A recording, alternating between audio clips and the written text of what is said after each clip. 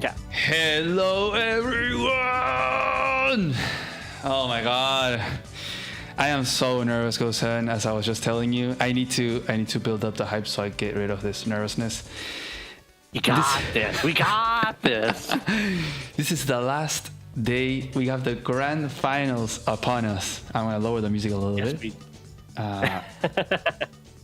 But it's gonna be great. It is gonna be great. We have an amazing series ahead of us. Like in 13 minutes, they're gonna start picking, and we can, take a look at that. But we have Hammerhead, who has 2-0'd both sets. I was thinking about that yesterday. He 2-0'd Cyclone during the quarterfinals. He 2-0'd Ming the Merciless, who was merciless. He beat him 2-0. True. So this guy is, he hasn't lost a single game. On the other hand, we have Desert Fox, who I feel like Hammerhead is the favorite here. Desert Fox coming in, winning 2-1 in the first set, winning again 2-1 with a backwards, with a reverse sweep in the semifinals. So it's two very different kind of players, but both very fast. I want to get your thoughts on these players. The Hammerhead games have been, they've definitely been 2-0s, but they haven't been like complete landslides. There's been like up and downs in the fights. It's just like, as the game continues, Hammerhead seems to find an upper hand, but they were definitely close games. So I think it's going to be fairly even, and obviously having a 2-1 kind of record going into this, we're going to see that. Oh my god, I just forgot their name. It's Hammerhead versus White Mouse. White Mouse. I was saying Desert Fox. Yeah, it's White Mouse. Yeah, White Mouse beat Desert Fox. Yeah.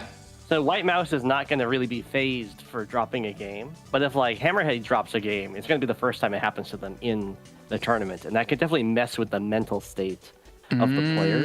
Interesting point. So you think if White Mouse gets 1-0 in the first one, it could mess with Hammerhead's head? It could definitely mess with Hammerhead, yeah. I don't think White Mouse is going to be phased if they lose a game. I mean, they just had the reverse sweep. Yeah, so exactly. There's got to be some confidence in their bounce back. Yeah, definitely. Yeah, it feels like White Mouse. Did he win? Actually, I'm getting confused now. In the first set, in the quarterfinals, White Mouse. Let's see. No, White Mouse won the first game. And then lost the second game. No. White Mouse lost the first one, right? Yeah, it was the one against the Red Baron. Remember, on Celeste. And I think White Mouse had won that first game. Then he lost on Don't Drink the Water. Right? I see. Up. Yeah, he lost in Don't Drink the Water.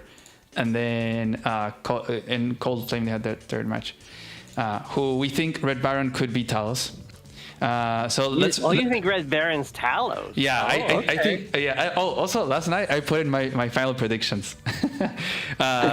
For just so you know, and everyone in chat knows. Once we finish this series, we have the winner.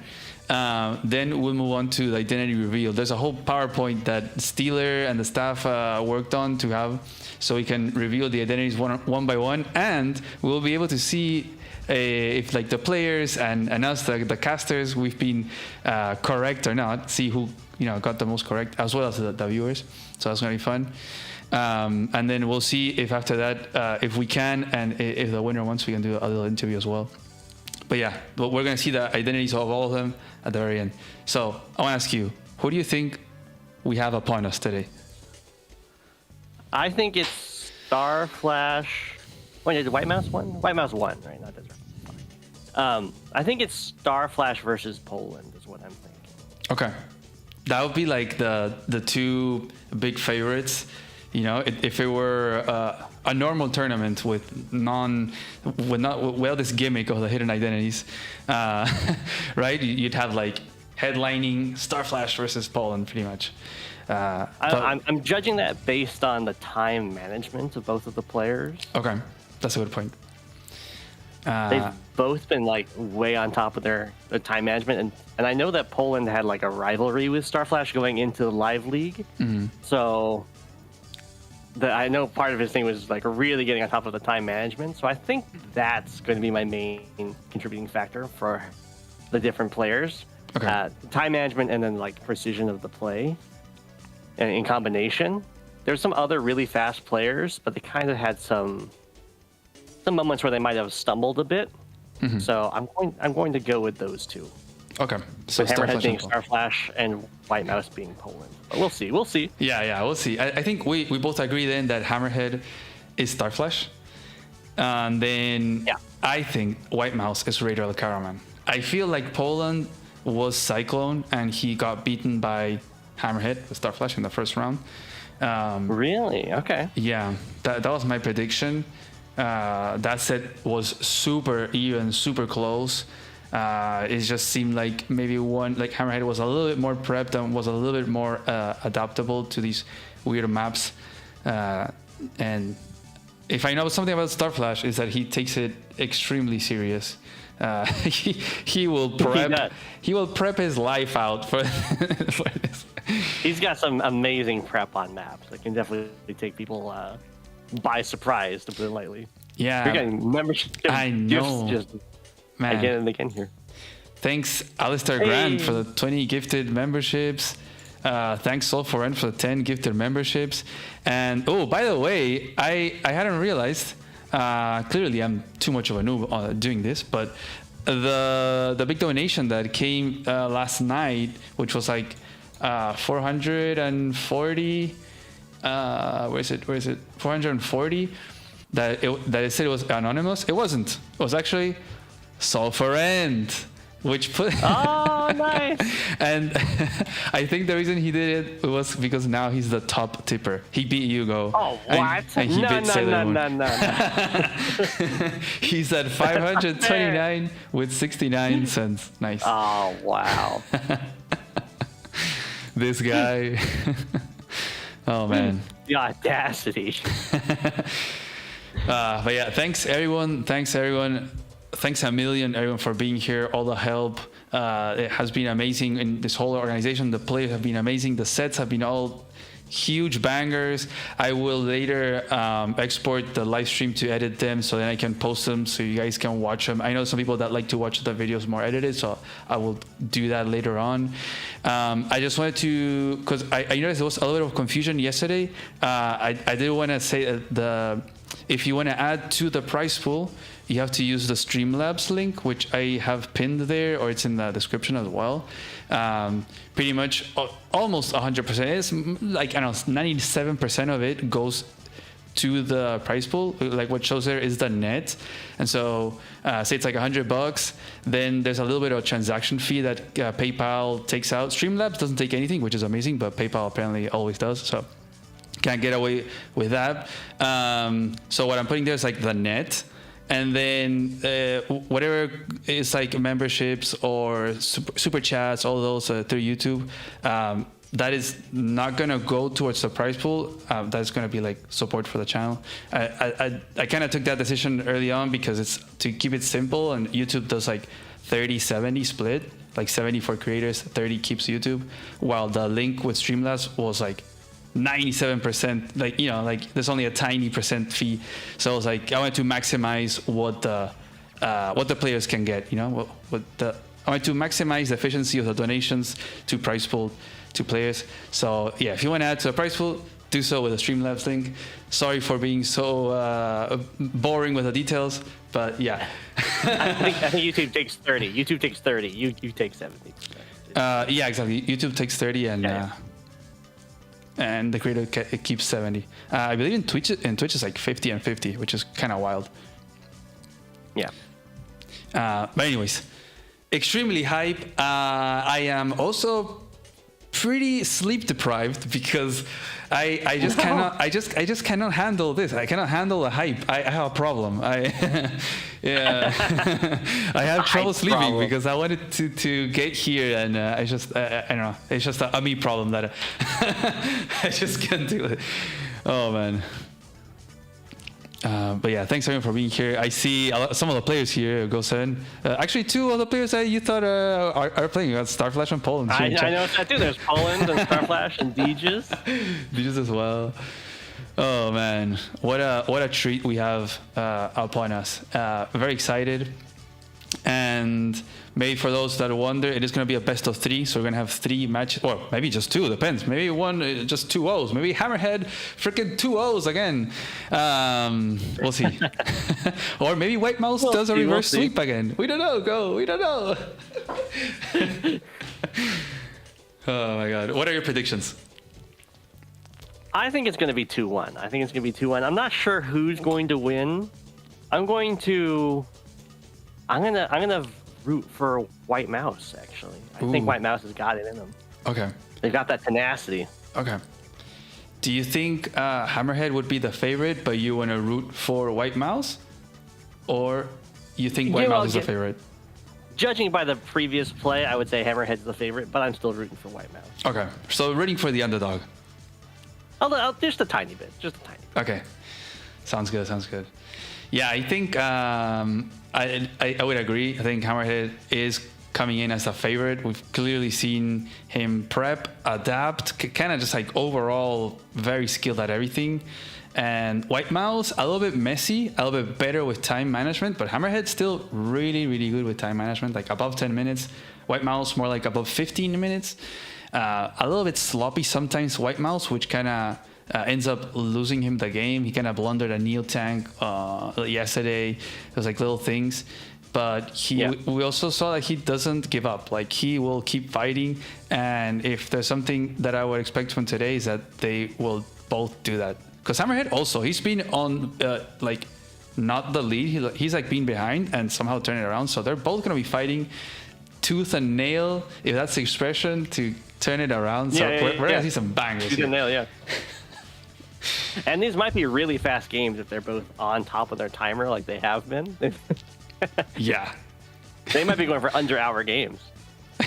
we might be done in like an hour. Go. Wait. Oh, man. You're right, though. They do play really, really fast. So, yeah, we're going to have to comment real fast. We're going to have to, like, go real fast. We got this. We're getting... Well, it's already the time, so I'm going to load this up for the viewers, just in case they're going to start picking. Let's do... Oh, like this. Okay, that should work.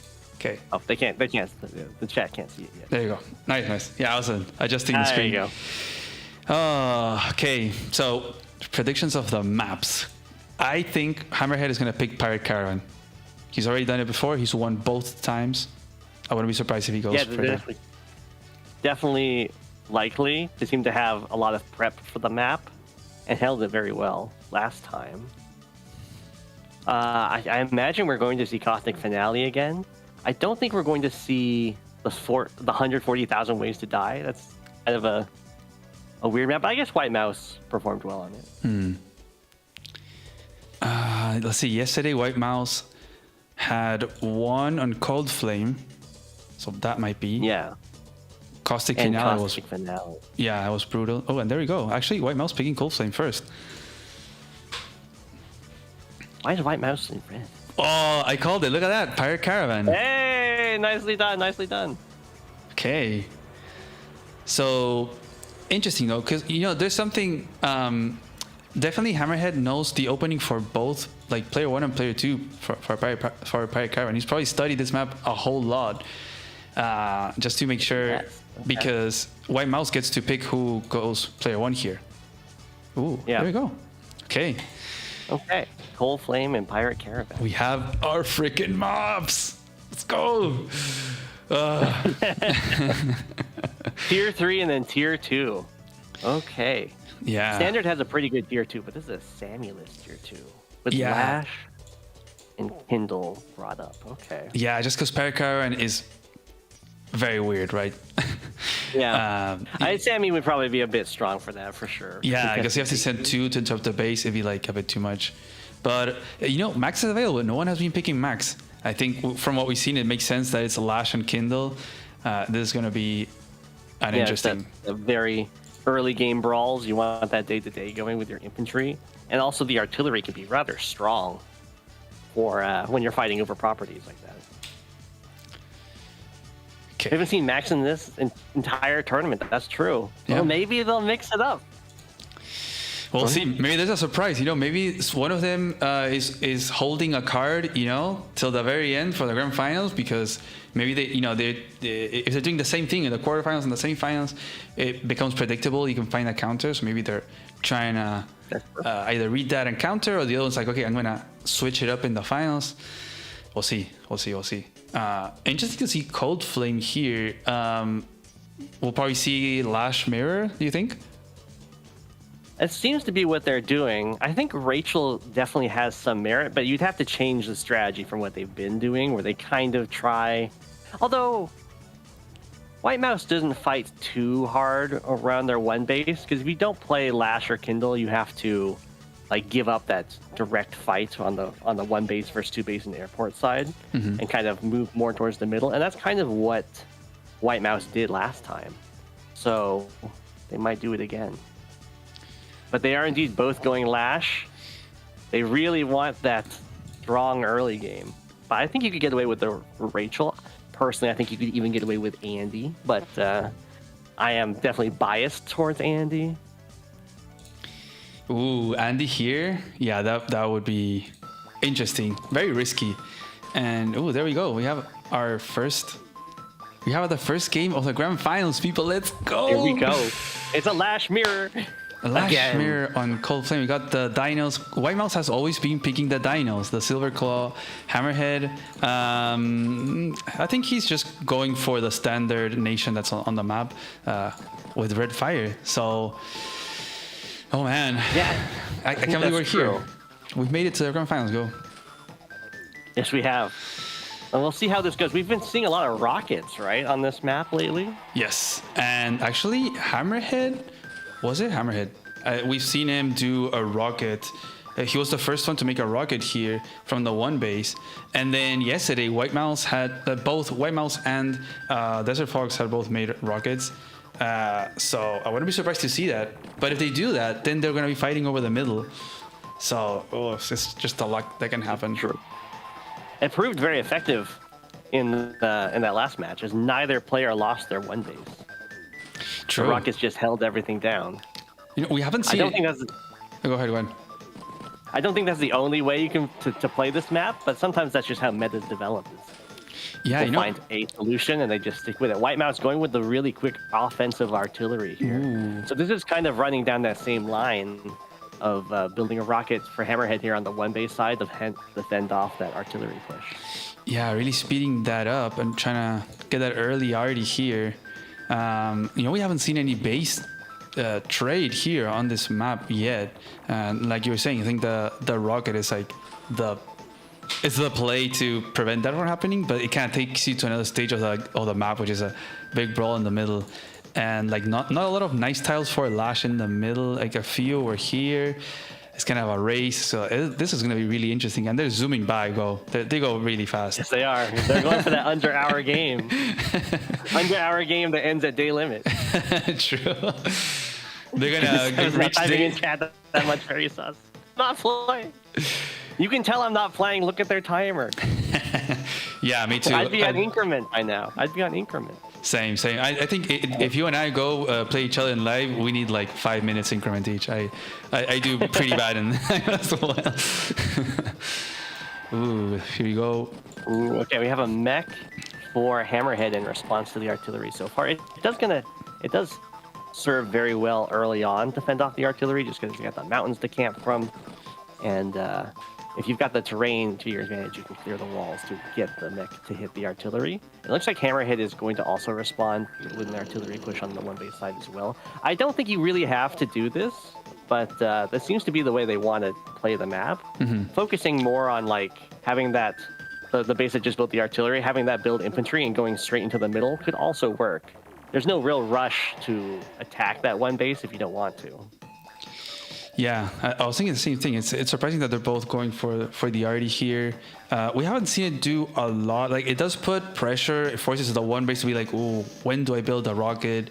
It kind of makes it pretty awkward. But we've seen Lash strive really nicely here with these mountains as a defense. Just plopping a mech and infantry makes it really tough to break through. And also you have so many infantry having to be sent towards the sides to cap. So it's almost like it's a one base versus one base due to the like unit count. At least in the first like I don't know, up to like day 10. After that it's a different story. Then there starts to be more and it gets real tricky. So we'll see if Hammerhead moves that infantry off of that city right there next to the comm tower. If they do, then White Mouse would have an attack for this turn to clear off that comm tower. Could even like cancel the city cap to start capturing the comm tower. So I think Hammerhead's not going to move the infantry off that city, which does mean they are going to like miss out on some economy because an infantry just kind of chilling around doing nothing, which is awkward. Probably just yeah, I mean, this is the thing. Like, the one base can get a little bit of a lead early on just because it can only send one. I mean, it can just send one infantry backwards. You could send two, honestly, to get more income earlier, but they're both doing this opening of sending back and then skipping this city to rush the airport in the middle. So they're pretty much mirroring the play here.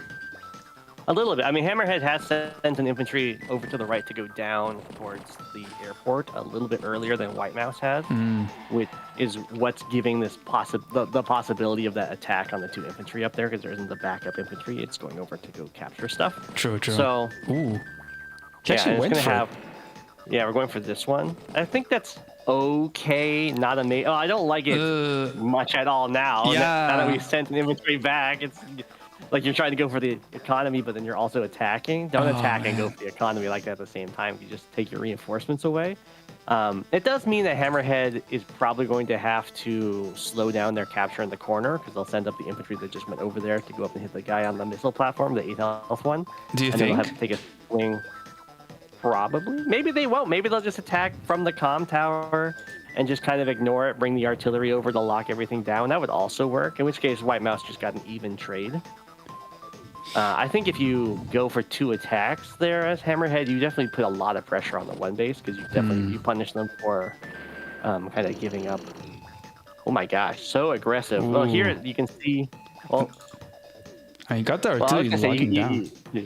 Locking down like that mountain. You can see how they can clear the way for the mech to hit the artillery, but there can be an infantry that comes in and probably will. Has to put it right here in front of the exactly. There you stand go. in front of the right there. Ooh. It can still be cleared, I think. I think if infantry attacks from the city, you can probably kill a 7 health infantry in the forest, and then you have 2 infantries to clear the way the artillery. But then you have a mech attacking an artillery on a city. Yeah.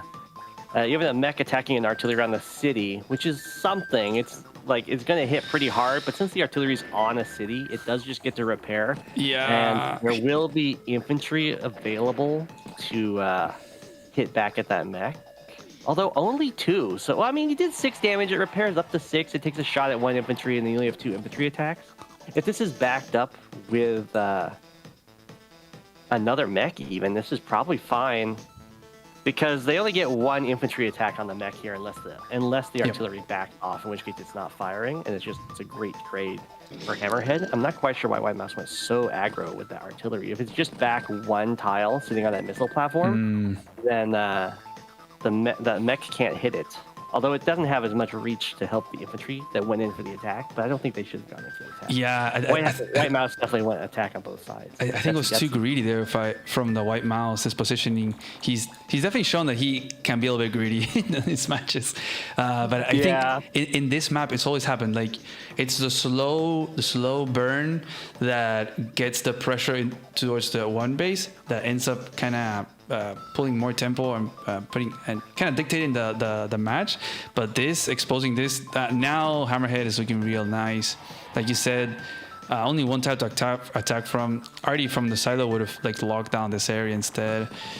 Oh man. And Hammerhead did go backwards for the caps with that infantry on the right side rather than going up and hitting the 8 health, which I think is, Okay. I mean, it's fine. I think it's not as much pressure as could be put on, but it's probably fine. You just get the earlier economy. yeah, and no builds here from White Mouse just yet. We'll see if he makes a mech. There's a tank already coming. Maybe he'll make like a mech and then a copter, something like that next turn.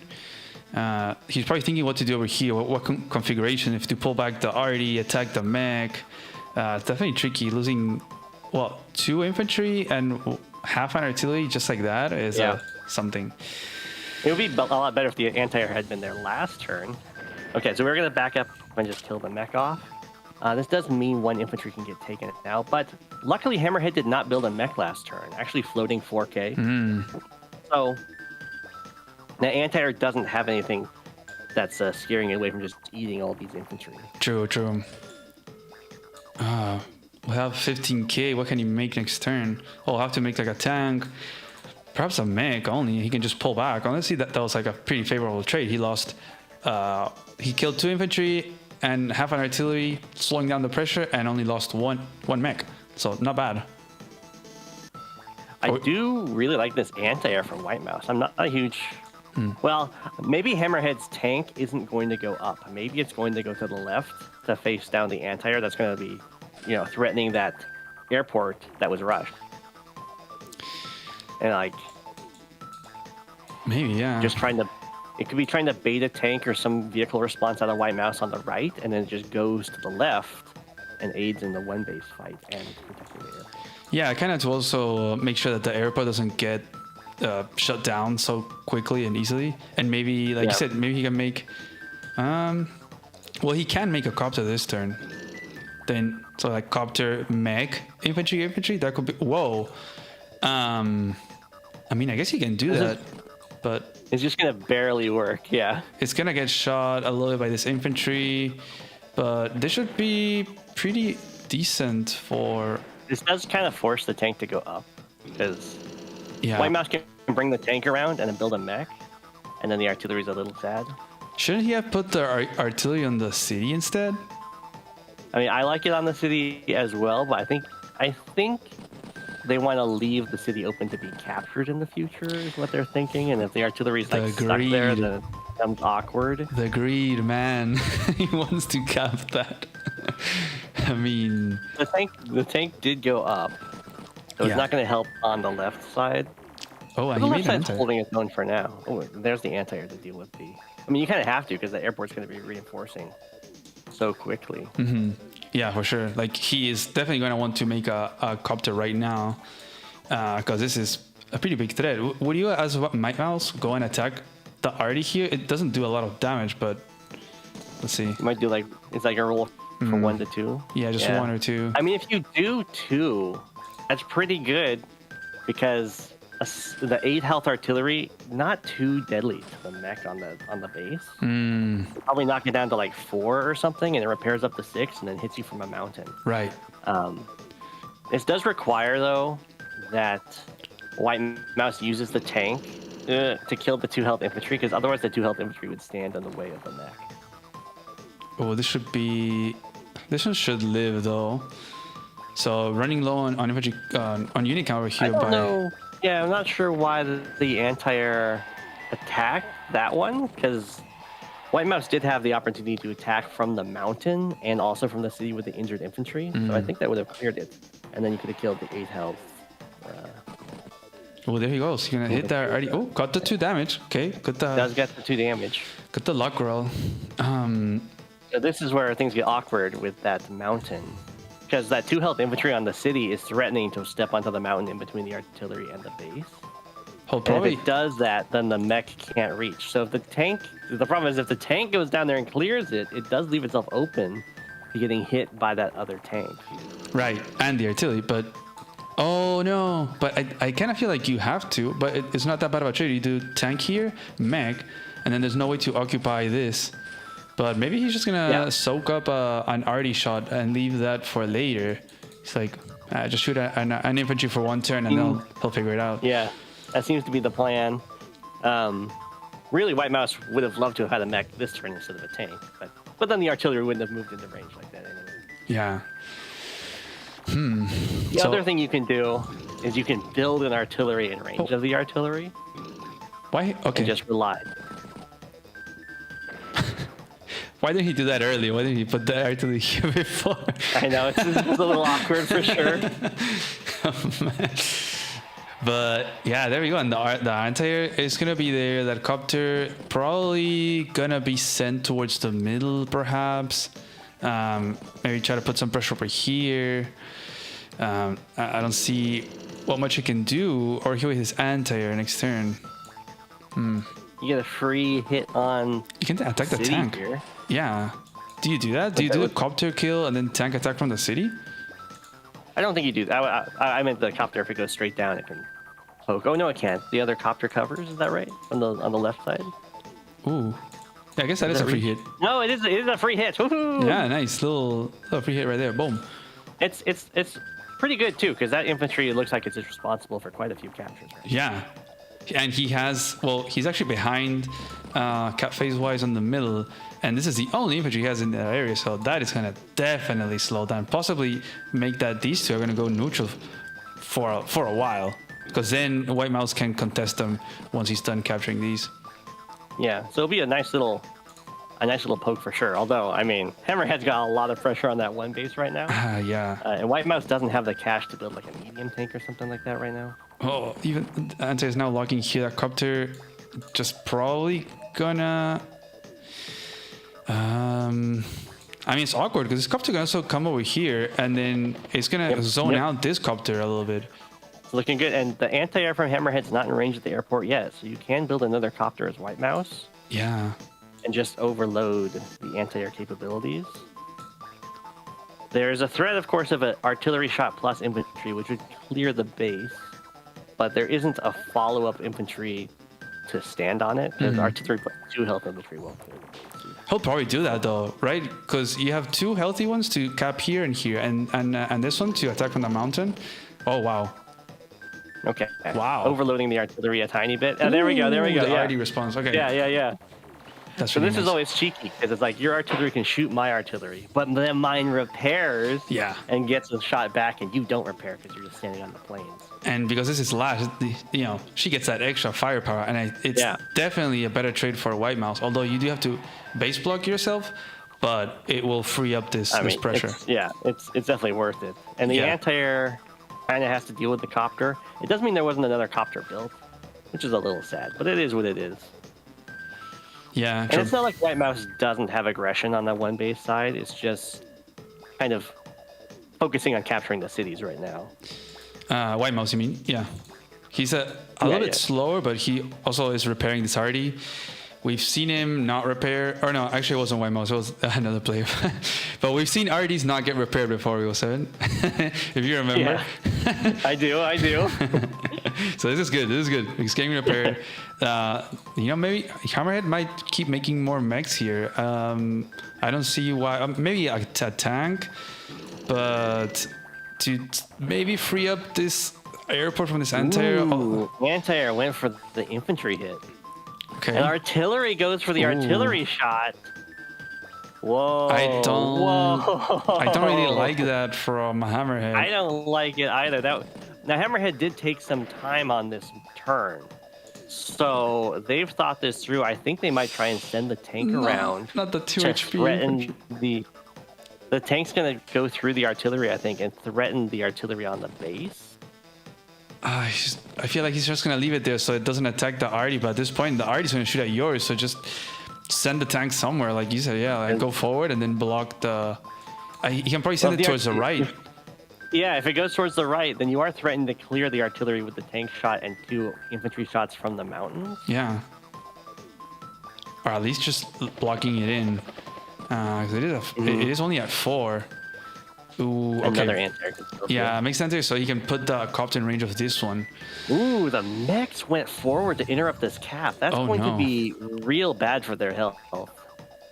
Because the 8th health can get attacked by the infantry, and then there'll be an 8th health artillery to fire on the other one. Another mech gets built. Get the mech conga line here. Hammerhead did spend some time on this turn, so I imagine this has definitely been well thought out. We'll see how it plays out. The 4 health tank is still thinking about what it wants to do with life. Yeah. If it stays where it is, it's not threatening the base, but it is protecting the artillery. But if that happens, I think your artillery just gets shelled. So you might as well go threaten the base. Right. Yeah. I could be wrong. I feel like that's a play. Just send it towards the right. You can put it over here if you want, or Really, that 2 health infantry has no reason to stand where it is. It could have been standing where the 4 health tank is. oh man, he's really thinking where to put. There's this single unit left. Definitely regretting moving that 2 health infantry. It would have been a great blocker. Oh man, yeah, true. Oh, he sent it back to Ooh, repair. going back for the repairs. And now you're like, why do I have my 3 health infantry standing on the closer city? Wow. Oh no. I don't Gotta like be this careful with position now by Hammerhead. The timing. All right, well, we're definitely going to have the artillery shot on the artillery. Yeah, that's gonna And then hurt. Probably tank hits anti-air, but we'll see. It's gonna leave it like what, like Um, 2 Go7? Like that's like Yeah. that's a goner right there. I mean, and on the 1 base side, we've got so much potential for White Mouse to True. do some serious damage here. These mechs having to attack into artillery range. There's an anti-air threatening Oh. everything too. Look at that Left it at damage. 4. What? It's the- even worse. He could clear all of oh, them, it's all 3 of these. It's so close to being able to clear every single mech because the anti-air gets a strike on the mech on the base, but you don't quite have the way to clear the way for the 4 health infantry to attack from the mountain to finish off the mech. Oh man. They're gonna try with the This- sacrifice, but that's not gonna work because mechs are more durable Ooh. than Oh, mechs are more wow. durable than infantry, so you can't quite do what would be perfect. But I mean, the anti-air still gets to attack an infantry here and be happy. But it can probably go shoot over here, right? It'll If leave it it at wants like to. 3, I think, or But like, 4. it's also like, do you even care if that mech takes a step forward? Oh, this is at 2. Oh Yeah, man. that's why the 4. If you could break the way for the 4 health infantry to attack from the mountain, you would be able to clear it. I guess you could But- just shoot at this guy if you want, just more, I more think you just shoot. conservative. I think you just shoot at that guy. Yeah. Did go after the artillery, the anti-air over here, and the artillery did shoot at the opposing artillery. Looks fine to me. And yeah, you can just build a copter in the face of a 4 health anti-air. You know, you could even like attack this guy and bring this guy just in range of that airport. Oh, okay, never mind. I would. I think I would. Oh, it does go for the mech strike. That's Ooh. okay. I mean, it's not bad. It's gonna force a vehicle for sure. Yeah, it's gonna have to. He has to make a tank at least. But next turn, White Mouse is gonna be able to move off this arty from here at 10 HP. Just put it on this plane style. So this base is looking. Looking pretty dire. Yeah, it's And the copter from White Mouse reaches, right? Or no, is it one tile off? Yeah, it's 1 tile off, but it can help clear anything on the mountain. It's just looking really bad here. He needs a tank ASAP, if not something bigger. Maybe a tank is fine, so he can clear the center at least. Yeah, the infantry are going in and attacking that artillery, which is, something. But that was the only healthy infantry in range of one of those cities. So there isn't a full health infantry to capture the unoccupied city right now, which is real awkward. Looks like we're going to fire and then have the tank attack and the anti-air attack. I think that will clear with an infantry follow-up. Please send this It's anti-air going to to be a repair. roll. It's going to be a roll. Maybe from the 4th. Yeah, it's maybe go for both anti-air- infantry. I mean, if the anti-air gets 2 damage on the tank, which is very possible, then the infantry could clear it. Oh, he sacrificed the mech onto the anti-air. Yeah, that would be that was my worry about sending the anti-air in there. There's no real need to do that, but it's okay. I mean, you still force the tank. Ooh, 11 to 15. So it would have to be an unhealthy 3. Yeah, I was It's thinking- possible that's an unhealthy 3. It did just get hit by a tank.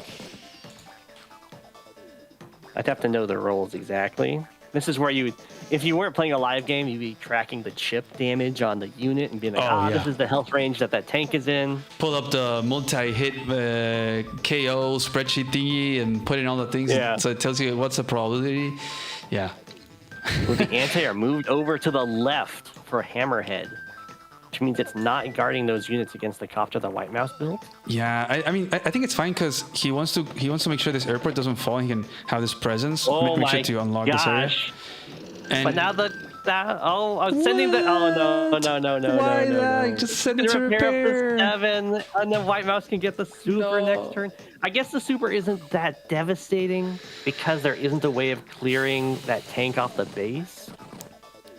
You know what? Go. Oh, he got Oh the my roll. gosh. Wow, Those the infantry are lucky good. roll. They're good. That's maybe what he You know, when needed you're- actually. When you're good, you're good. That's you know? crazy. 'Cause, I mean, he doesn't have anything here. Go like he has a 1 HP artillery. That This was so lucky. it's missing a That was 0 so right there. lucky. It's a, Yeah. but you know, Yeah, well, the copter can still go in there. And then White Mouse kind of has to build a vehicle, probably an anti-air. we're here. on the Yeah, left. you probably bring your artillery back onto that city, move your infantry up so you can clear any infantry that block you off, and then you probably build an anti-air given what's coming in. Hammerhead did go He for a doubles- skip. Double base skip. What? Oh man. Wow, okay. Is the pressure? Is the nerves on Hammerhead? Probably a bit. I mean, White Mouse has got a lot going for them right here. They got one of Hammerhead's cities, and that tank that White Mouse has in the center gets to kill off an anti-air and then help support the one base side. It gets to like take out a unit as it moves down, which is really nice. Wow, he didn't even put it on the city. Go. I would definitely put it on the city, but White Mouse apparently disagrees. Oh man. I don't like that move. That's a weird move. Like, now the tank doesn't have a target.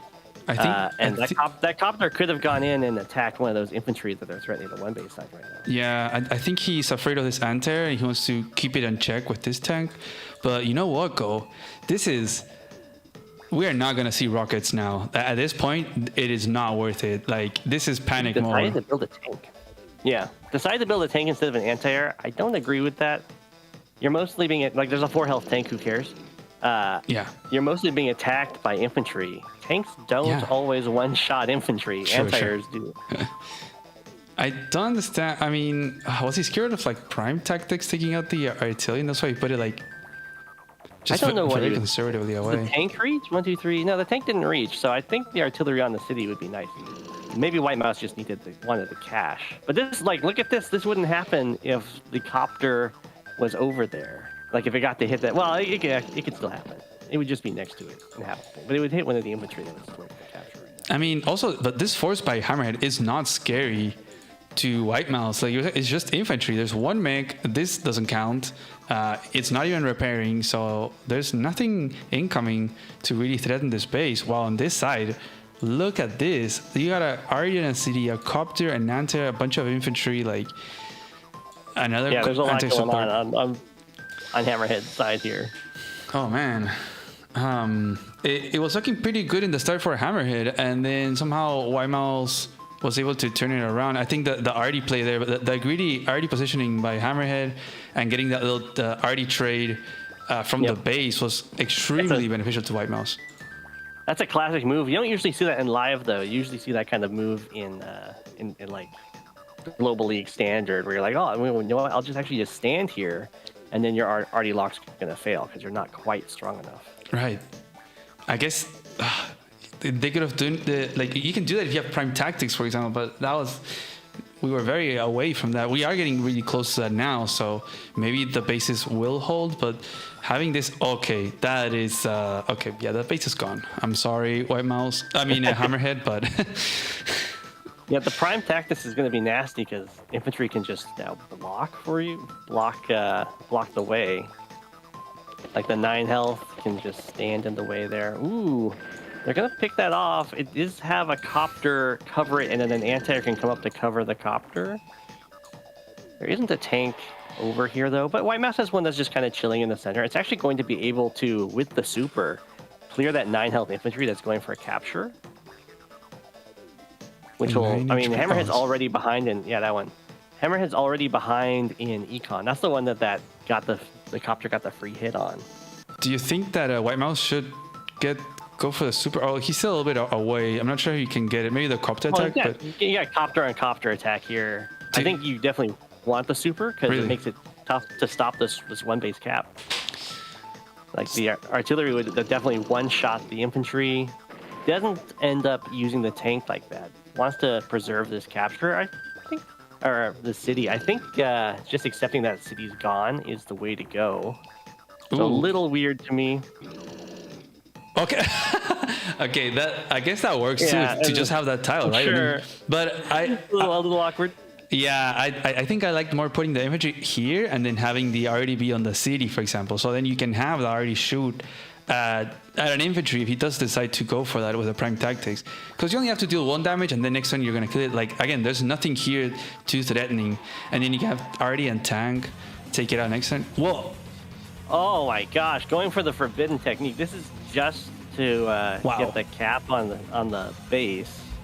I would definitely have gone for the super and utilized the copter. I guess this is guaranteed because the Guarantees anti-air the cap. can't reach. Right. Okay, it does still. He didn't need it, or I guess. Yeah. Was that needed though? It's needed for the infantry movement.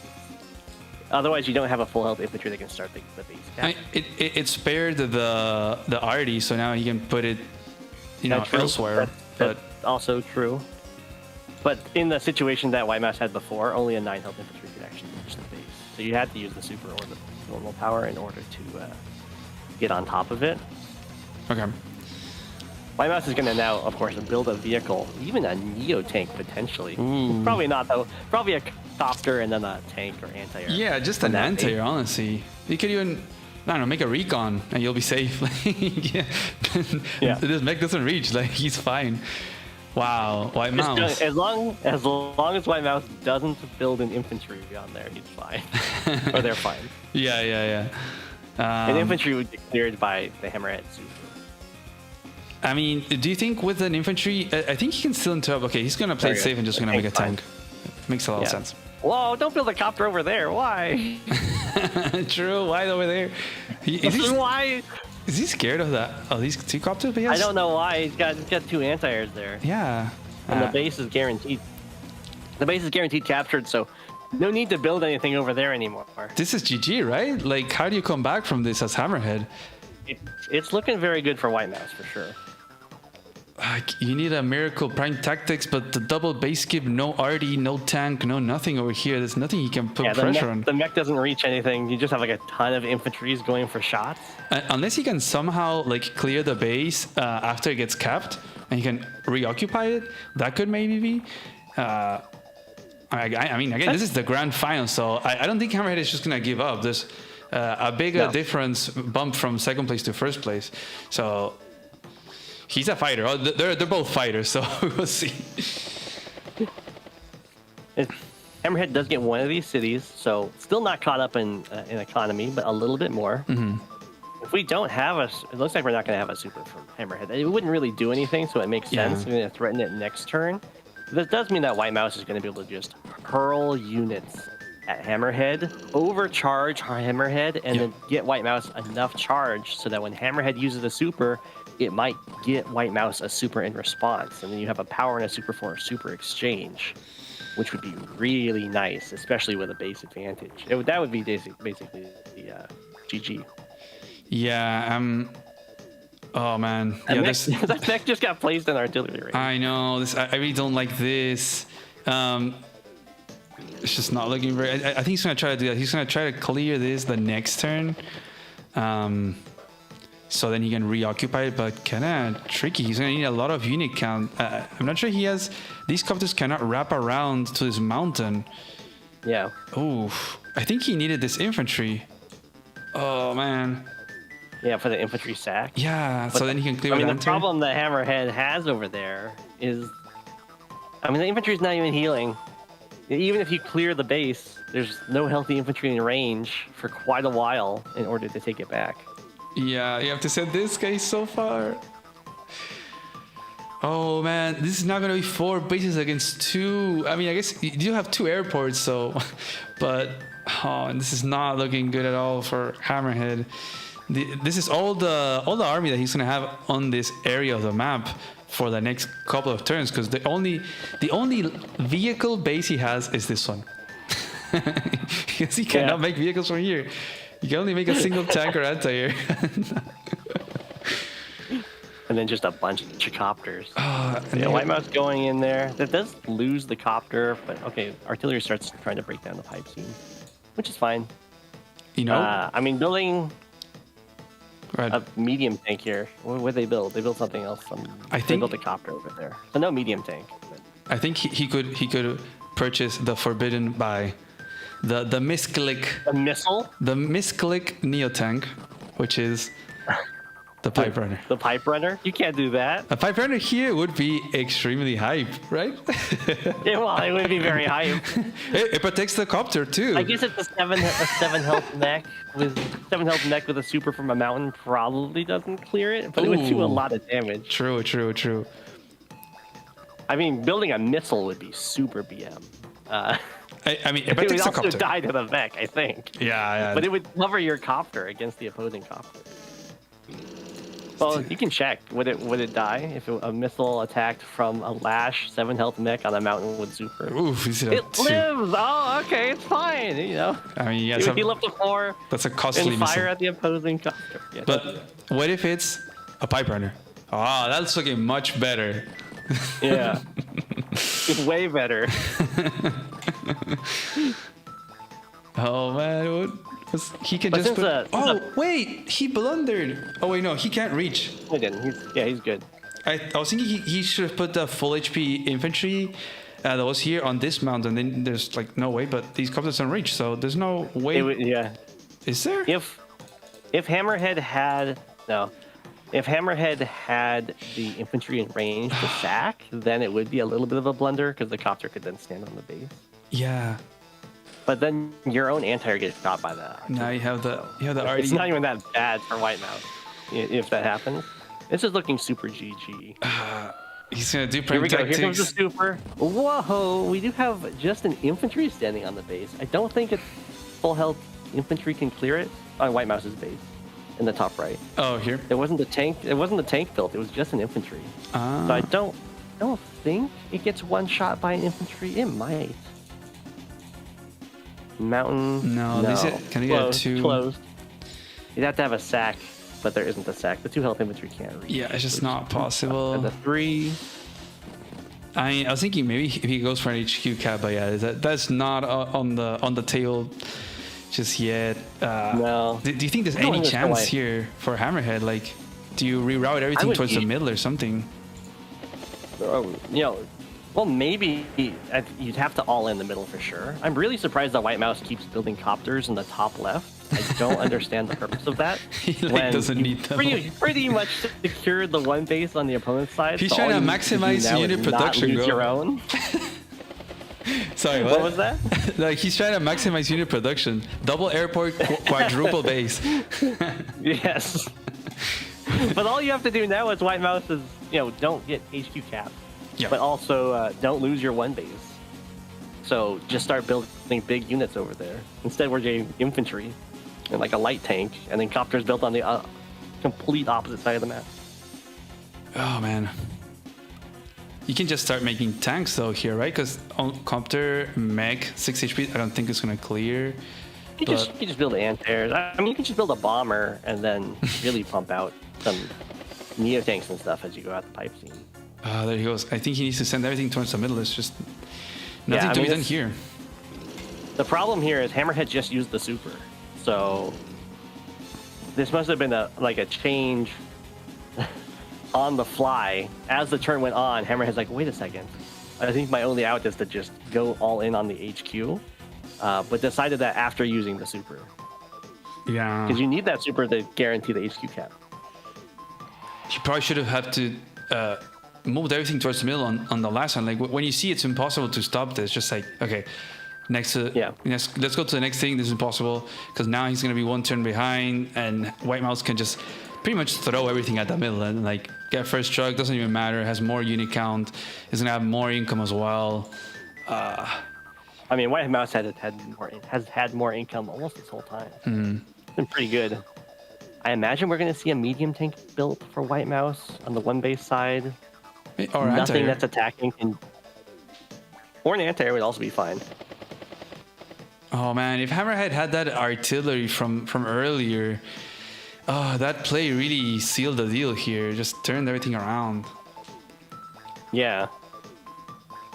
It was falling for the classic trap. It's valuable land. Fighter in time to, yeah, I guess we could try and use a fighter as Hammerhead 6, 8 to block. That's a classic move. I think I usually see that in Fog of War, but he can't buy one though. Yeah, you'd have to do some light buys, which is easy when you're down a base. I mean, you buy less stuff, it's fine. Now You don't need everything's the gonna fighter move. this turn. You need the fighter next turn. As Hammerhead. Oh yeah, that's true. I That's guess true. you do. No, you do need it this turn to move it in sync with the. You only have one infantry to go for the cap. Yeah, It's such a dream. it's yeah. If it was Sammy Victory March, then okay, but yeah, that's not happening here. Yeah, the Hammerhead's anti-air is a little trapped in there. It can try and run away, but the tank from the base can reach. Wow, man, you called it But, earlier. You were saying if Hammerhead goes, loses the first match, it would be the first match that he would lose in the whole main event. It might mess up with his head, with his Hammerhead. With his Hammerhead, yes. So we'll have to see if he'll recover back on the second game. It was very interesting because for me, White Mouse has been the one that plays a bit more sloppy. But here, Hammerhead, I mean, we've seen sloppiness from White Mouse, a little bit messy here or there, but being accurate when he needs to, and Hammerhead, maybe getting too greedy, I think, would be the description of what happened here. The already positioning, the soaking the shot and stuff. There was definitely some positional mistakes, for sure. Getting multiple spots of getting shot by artillery, really. And then having all the mechs charge out of the one base into the infantry and artillery line was interesting, to say the least. I mean, Hammerhead's not giving up yet, so we'll see how this goes. Yeah. It's definitely White Mouse's game to lose. As you can see, ahead in every single metric. Every single. More unit value, more units, more income, more charge, more bases, more charge. It's like everything. It's hard to more time even too. more time and more copters, or are they even in copter count? It looks like they're even in copter count. So more infantry. Yeah. White Mouse really needs to start producing more stuff on that one base side. I don't know why we're building so much stuff on the other side of the map that has nothing to fight. He's just really respecting that HQ today. He's like, if I lose this goes on HQ, and it's like, okay, there's one infantry. You're good. You're good. You can stop that. Yeah. Yeah, I just start making neo tank. Like, there's literally no artillery here. Nothing that a medium tank can't destroy here. It should just be non-stop production from that airport and one base right now. Yeah. As you front shift your entire army over. Bomber, medium tank. Bomber, medium tank. Just every single turn. You win. Yeah, like stuff like that. Probably copter medium tank every turn. But like, now you might even go fighter, because that's a lot of copters over there and no anti-airs for Hammerhead. Yep. He has to make one for sure. You could even go stealth. Right? You have stealth unbanned in this, right? I think on this one it's banned. Yeah, it's banned. Yeah, I think it's a setting we forgot to think about, but it is unbanned on Celeste. That's where it really matters. It seems fine here. Yeah, right? I know. You've got two airports. I think we just forgot about it. Stealth would be a great way for White Mouse to really pressure Hammerhead, having that income lead. And having control over the forward airport. So like Hammerhead would have to do nothing but build a fighter in the opposite corner of the map. He has one single vehicle base. I mean, he has two bases, to be fair. But yeah, he can only make one vehicle, one anti-air, one tank. He has to spam those copters. He has a great amount of infantry, a few mechs, copters, but... I know. It's looking like a really imposing attack, but I mean... It shouldn't work because White Mouse can just invest all of their income onto those two, like that airport and that base, and just like build infantry elsewhere. Yeah, if he had an artillery, this would be a different story. I think Hammerhead could turn this around and get this base, maybe with value lead, change something. But no artillery, it's gonna be pretty much impossible to turn this around. Pop, and then you got like tank attacks, the 4 health and the 3 health, and then I think you just build a fighter here. Or you could even build a copter. I mean, you have the anti-air covering. Yeah, I guess just anti-air copter also works. I like anti-air copter. There go the dinos as well. They're hungry. Yeah, here comes the front shift. Yeah, that's gonna be scary. Once it shows up,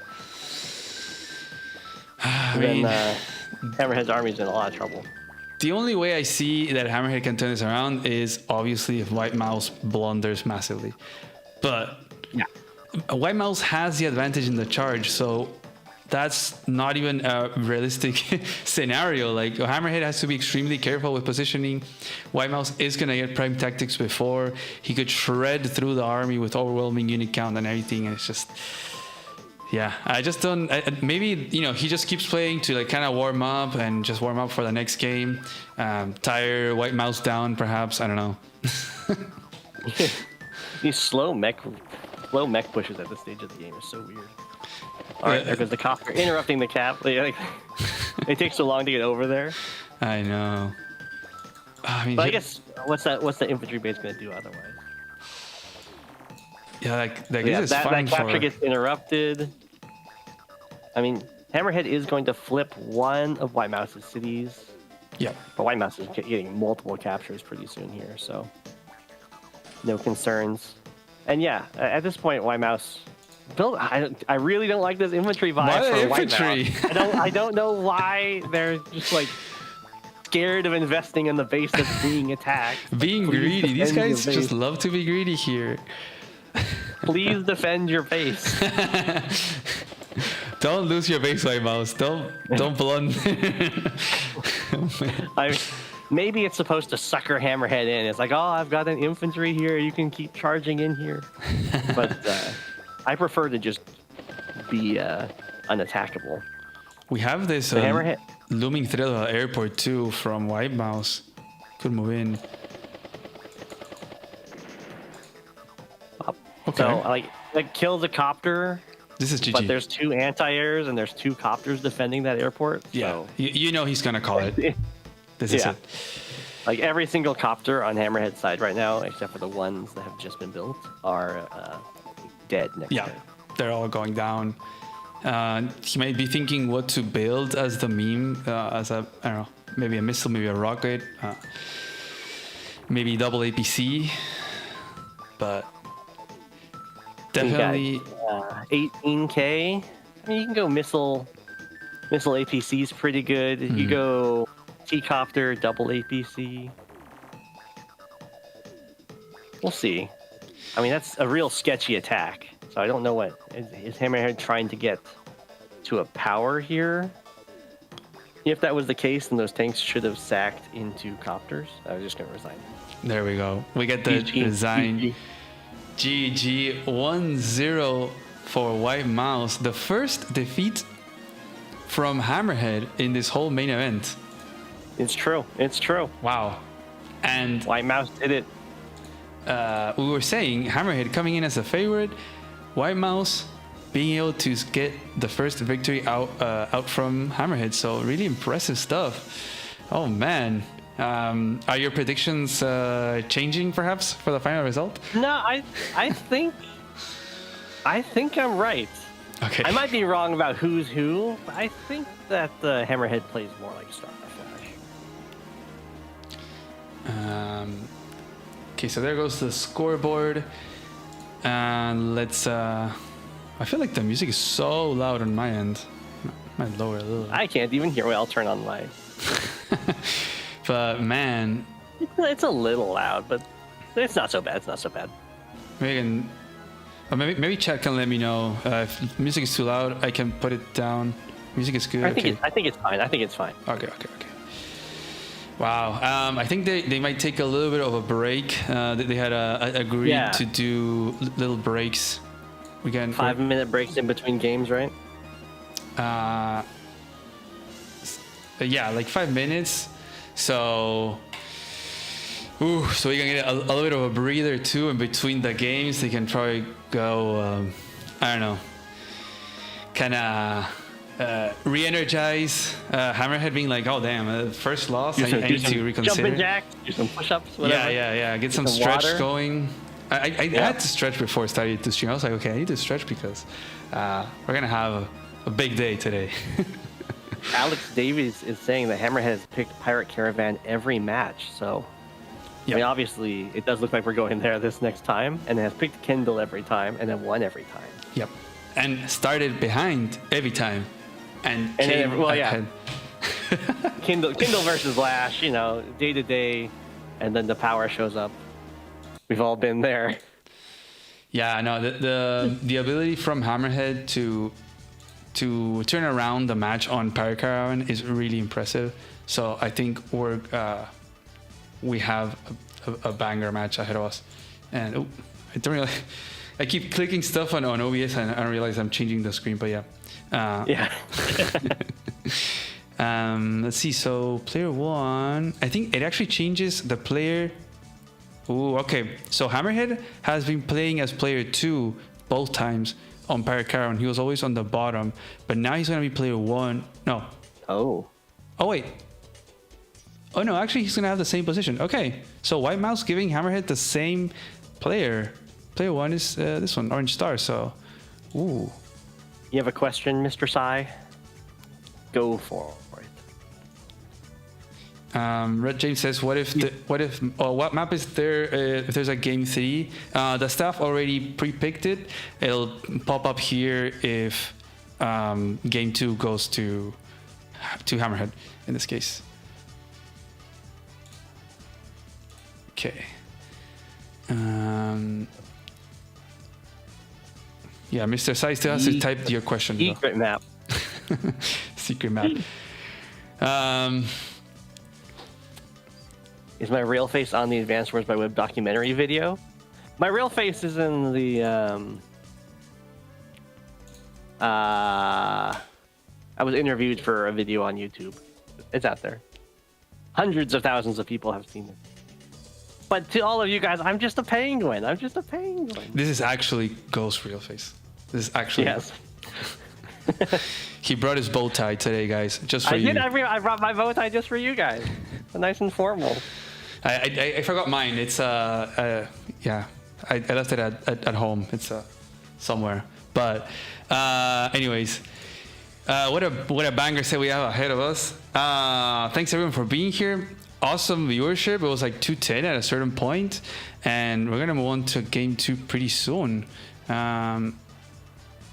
Yeah, not yet. I think that they're taking a little bit of a break, so understandable. How you guys doing? Everyone in chat. We have so many people. Sergu, Soforent, Melody, AA Blue, Mastro, Red James, Hadrag, Semi-Original Guy. We didn't see any medium tanks. I'm sorry, Semi-Original Guy. We'll ask him to make some on this next match for you. We have seen medium tanks on this map, right? On Cold Flame or Pirate Caravan? On Pirate Caravan. Yes. Yeah, several times. Actually, it's kind of low recon. Actually, Hammerhead made a medium tank last time, and it won him the game because Ming the Merciless responded to it with arty spam and did not feel like the play. Yeah. Arty spam. I mean, it's tough. There's like different parts on that map where the artillery are really strong, but until you get to the spots, you're just kind of out in the open. It was the Kindle mirror. And we have... Let me change the music first. Boom. We have another mirror. Game 2 of the grand finals. Hammerhead against White Mouse.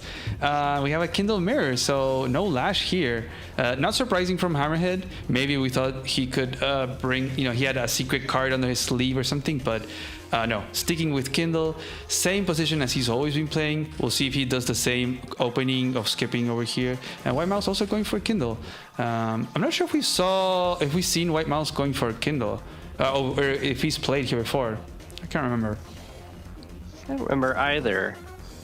I think they would have played Lash here, but I mean, Kindle does seem like a really good choice whenever you have to fight over a very specific property that matters a lot if you lose it, such as a neutral base.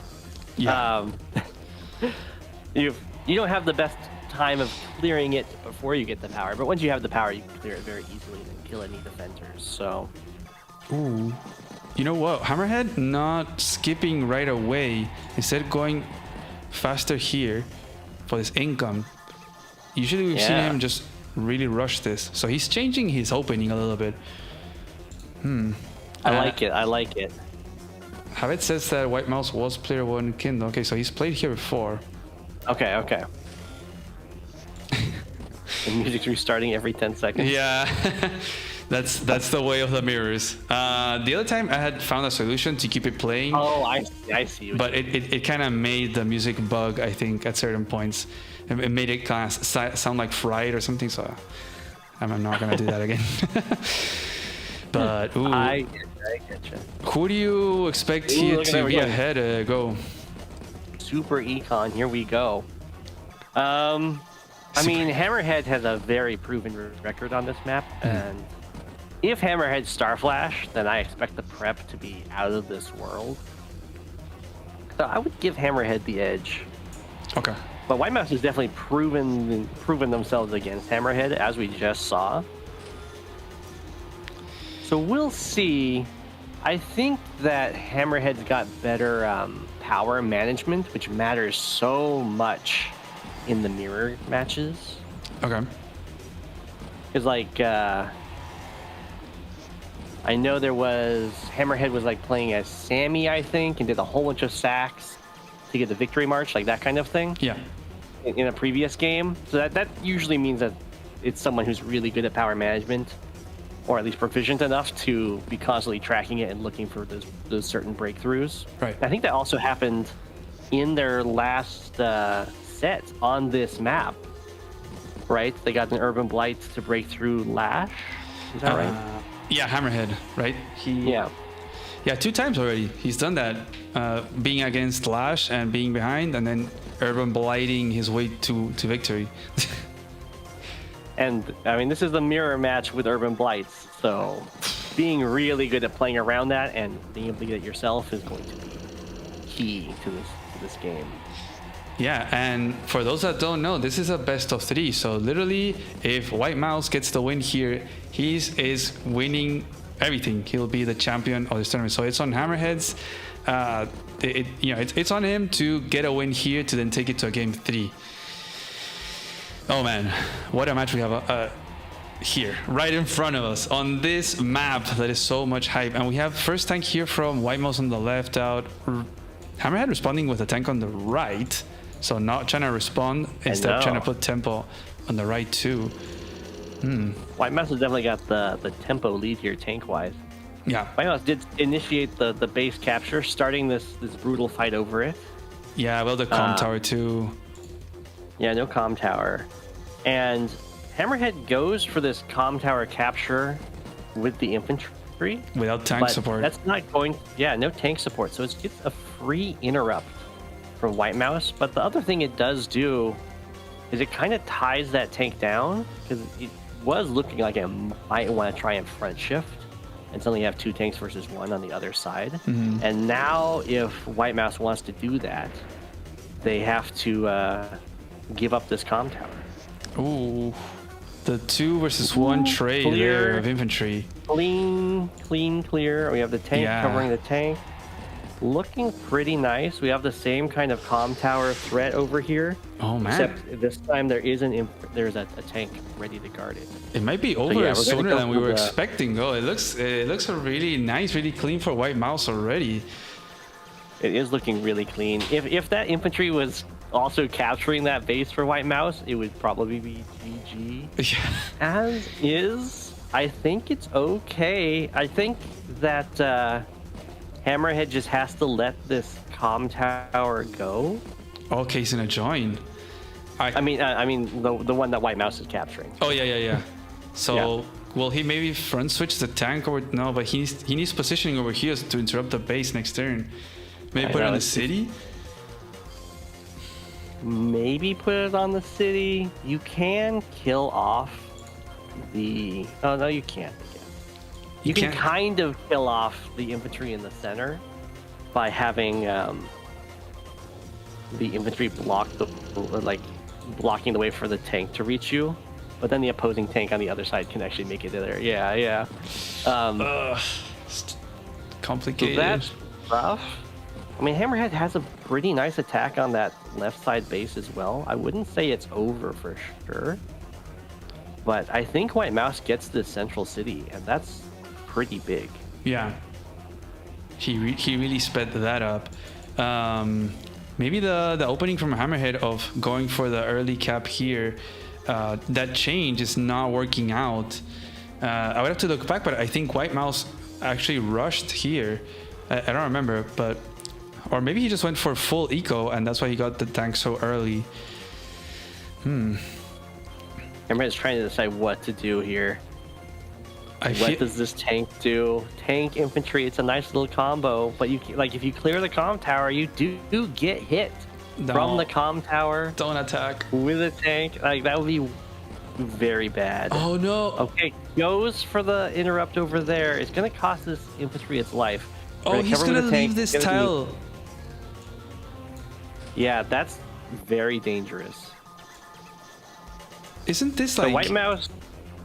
Yeah. Isn't it almost guaranteed he can start the capture? He has 2 infantry to he stops the comm tower cap and blocks. blocks. A double infantry block. The tank can still get involved, but it would be very deadly. I mean, moving. It's actually guaranteed to go. Look, he can start capturing. He puts 2 infantry over here and tank on this forest. There's no way to clear it. Oh, I guess he can attack from the top. No, because you bring this other one. The other tank can come down. Wow. I guess you can. This might be done. You get smacked by 2 tank first strikes. I imagine White Mouse is going to stand on Hammerhead's city, but I think Hammerhead has set this up so that if that happens, you get 2 tanks and an infantry shot to clear the city, and then an infantry is available to stand on it. Well, I guess one of the infantry has to stop the base. Yeah, he only has 4 units. Super thinking here. He's like, wait, can I just win here? Can I just get the base? They're just making sure. He has 18 minutes. How does he play so fast, Go? I don't understand. I know, they're so quick. Oh, man. I mean, on the other hand, over here, it's not looking super great. He's going for it. He's going for it. He's going to block here. He's going over the base. The guaranteed, unless he can get Urban Blight. With this play, it does get you this base, but you get 2 tank first strikes against you, and you don't have the comm tower. Oh my god. What do you do over here? I guess I don't think you need to do that with that infantry sacrifice, by the by. I assume you're just gonna strike from the base. Oh man. So Hammerhead's going to have a comm tower. It's going to be able to get a very nice attack on these 2 tanks. So we'll see just how strong we're about to see just how strong this base is. Do you want to have the comm tower, or do you want to have an extra base? It depends on how much cash you... Oh, why'd that infantry stand there? No! Yeah, true. And here he goes for the 2 tank attacks. And also this one cannot get attacked back. This one can only attack on the city. Wow, so we might see... This is going to be like opposite. We have one will have the base, but will be really low on unit value or tank numbers. We'll see if which one pays off. I feel like the base is fine. Maybe even White Mouse can get Urban Blight this next turn and can't take out these 2 tanks. What? The Urban Blight would be really good here because a rocket to try and lock it. That's an insane buy. Is that a rocket? I was definitely... GG? Yeah, I don't know if that rocket's going to be good or not. But it's going to be able to lock down that base. And then the thing I'm wondering is whether or not White Mouse is going to be able to hold this base. I think this rocket is going to end up being rather painful because it is on an urban... Wow, Hammerhead is not playing around Urban Blight at all. I know, right? Do you This is think gonna White be Mouse is just gonna go and first strike stuff and then do Urban Blight? I mean, yeah. There's a bunch of tanks and a rocket. Bop. Bop. And then you go for one strike over there, and then you Urban Blight. And the rocket is so expensive too. It's so expensive. And like, so much stuff was standing on cities. That was, Oh, he's gonna that get was the comp. almost a 3 damage global. Like, that was almost a 3 damage global damage. It missed 4 infantry and 1 tank. Oh, I don't like the rocket buy at all. I think he could have just made double tank and just like have overwhelming tank numbers. But just being low on unit count, being now having less tanks as well, that rocket is not going to do much. Like, you're going to be shooting at infantry every single turn. It's true. As the response, Urban Blight is going to be able to kill one of these tanks. I mean, the rocket gets to take a step forward, and we have tank infantry as the buy.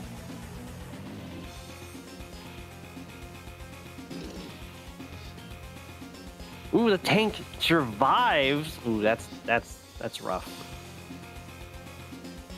Oh man, That's going to be so tough. That's like,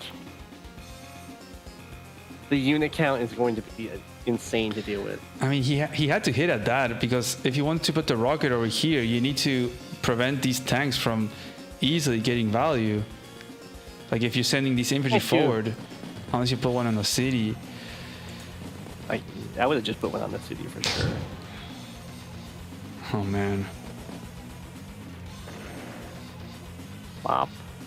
White Mouse coming in today with, like, I don't know, yesterday he was playing sloppy and today he's just on his game. Like, what is going on? Maybe Hammerhead feeling overconfident because he was 2-0ing. I mean, it wasn't as easy. Like you were saying, he was 2-0ing, but it wasn't like easy games that he had. Definitely Cyclone, Ming the Mercedes. Oh wow, that's a mini top players. that's a That's a weird bold place rocket. to put that rocket. Like, That's gonna get it's slapped not by his guarded. Oh man, I think this is it, Go. I think we have the winner. Yeah. I don't see how Hammerhead can come back from this. Like, down on unit count again, being having less bases. This guy, he's gonna have less bases than White Mouse. It's the theme for the day. The White Mouse is going to try and clear that. And you have to use another infantry because that plus 10 defense from the power. They'll start going for the pop. Oh, because he doesn't have the comm tower yet. He's not going to be able to finish it this turn yet.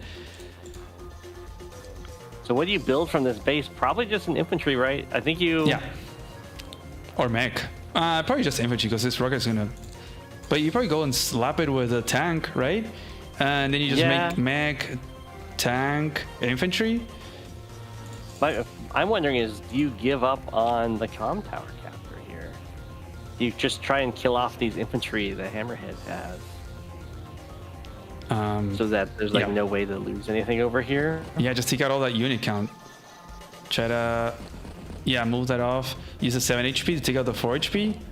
And you get these 2 tanks. Oh, didn't get the clear. Okay, that should do like 4 damage. Okay, 3. The lack of comm tower is kind of hurting. I don't know if that's even worth it to attack that rocket there. The thing is that he's gonna have a hard time now attacking here. The next turn, this tank is gonna... Oh, even this tank. Okay, bold White Mouse here, but this makes a lot of sense. That's 2 tanks to deal with. He cannot... It does mean he gets shot by a rocket. I don't know if you really want to build a tank there. But it's on the front lines when it's built in rocket range. Like, the rocket didn't have a good attack. I just don't know why he put the rocket there. Shouldn't he have put it here in this playing style and just reach the base? It makes sense for it to be back there to me, but this is mean like one-shot stuff on the base. Yeah, it's just another case of being greedy with his indirects. Like last game, he put... Oh, now he's gonna put it there. No! Oh man. Okay. And then while all this fighting is happening on the right-hand side, on the left-hand side, White Mouse is kind of crushing. Yeah, we don't talk about the left-hand side. We don't talk about the left-hand side. The left-hand side doesn't exist. Yeah, I know. This is over here for Hammerhead. White Mouse can go and start capturing this, and White Mouse also gets to steal the comm tower. He gets so to, the comm tower advantage is going to go to White Mouse here. The only advantage he had was the comm tower. Now it's going to be gone. This rocket is such a Star Flash move. I don't know if you've started. I think this is a backup prepped plan. It's like, if I lose this base, I can always build a rocket to lock it down and then try and take it. But then it just didn't play out as expected. Then why did she doing 1 damage to that rocket? Oh no, now the tank is gonna go down. Down to 2. Wow. White Mouse has a little bit of a charge lead from getting the first Urban Blight, such is the nature of mirrors. I mean, I think you just all in swing at all these tanks. Yeah, you sacrifice this one. Okay, never mind. Just gonna play it safe. You can just go and attack these, but Wow, it's playing very safe with those tanks. yeah. Infantry over here. I guess you build an infantry there, yeah. Okay. I mean, the unit count lead is going to very quickly go into White Mouse's favor. Yeah. There's only, what, 3 infantry on the map for Hammerhead right now? Yeah, he got the one city. of which is super dead. Yeah. Yeah, and White Mouse having that extra base is going to mean that he's going to have a stream of infantry coming in all the time. The rocket only does 4 damage. No. Yeah, this rocket is not getting the value. It's gonna run out of ammo. What do you do once it runs out of ammo? No. Wow. I'm just so surprised of the results that we're seeing. I was really thinking that Hammerhead was gonna come in as a favorite. It was gonna be extremely close. I mean, it's been, but Hammerhead's got some plotting. We're floating 7.9k. You think maybe a medium tank? He'll make a medium tank, but it's gotta. Oh wait, he has to float because White Mouse is also, look, he has 18, so he can make a medium tank. So he needs his own. Yeah. And now starts. I don't know why you're going in this turn and not last turn, but whatever. Oh, didn't get the extra damage. But yeah, just take out those tanks. Probably take out the infantry in the middle and start capturing as well. Nothing to interrupt it besides tanks. You need like a magical Urban Blight by Hammerhead to save this. Sorry, what? I don't know if you even go for that attack with that tank there, but it's whatever. I mean, you can start the base capture. You can start like multiple city captures. A White Mouse is going for another Urban Blight here. Ooh, you're right. He wants to get it before Hammerhead gets it. Just avoid any kind of shenanigans. Pop. Oh. I don't know about diving in that deep to hit the. Look at the unit count go. But, look at the unit count. Yeah. Almost the same as the income. And then that's true. And then the only thing on urban terrain are the units that were just built. So the response Urban Blight is just so much weaker. There's nothing that can be done here. This game is lost. It's done. Even the lab is threatened. Look at that. Oh, there was so much repair. Oh, the lab is threatened. Ooh, that's probably going to happen too. If this continues on, it's just going to be a victory in like 3 days, 2 days.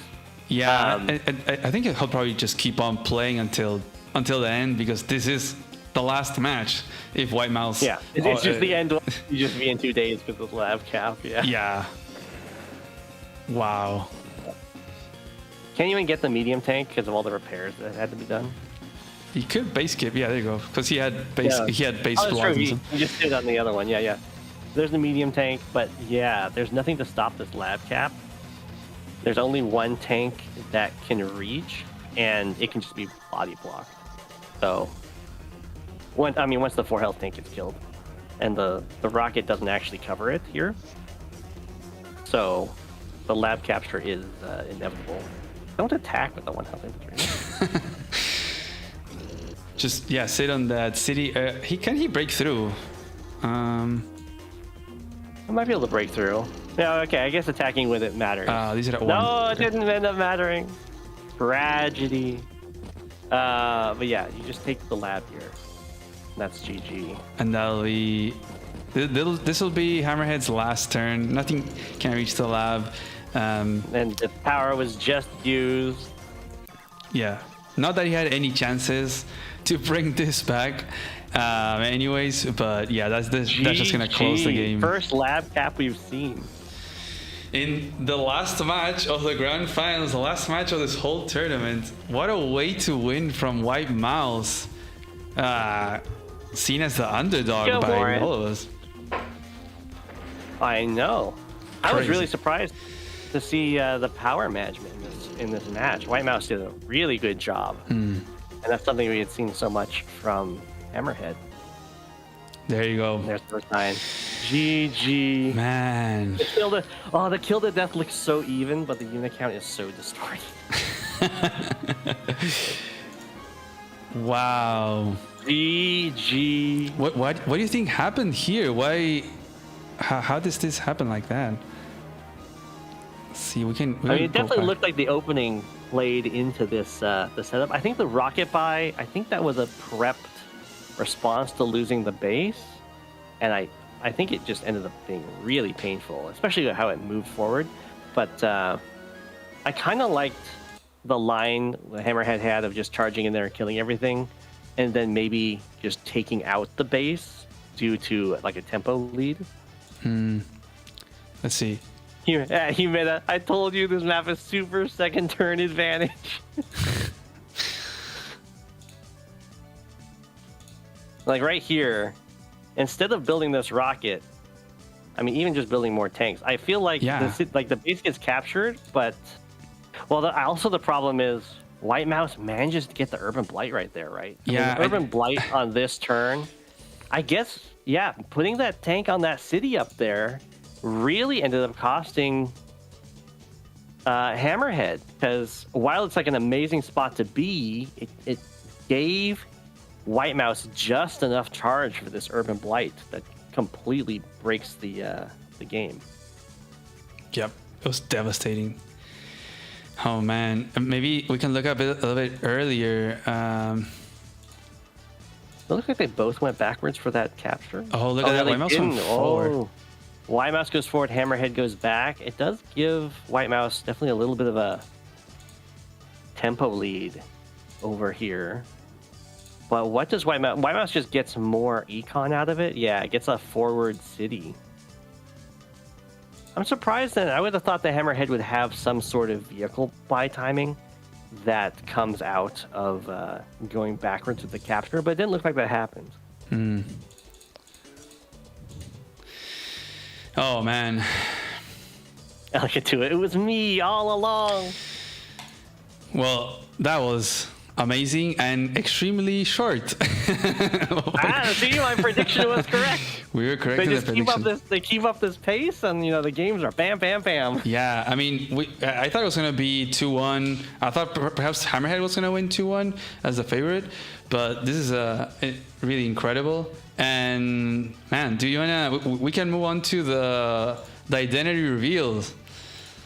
If you want, that's gonna be very exciting. Congratulations to White Mouse for winning the tournament. It was a hard-fought win too.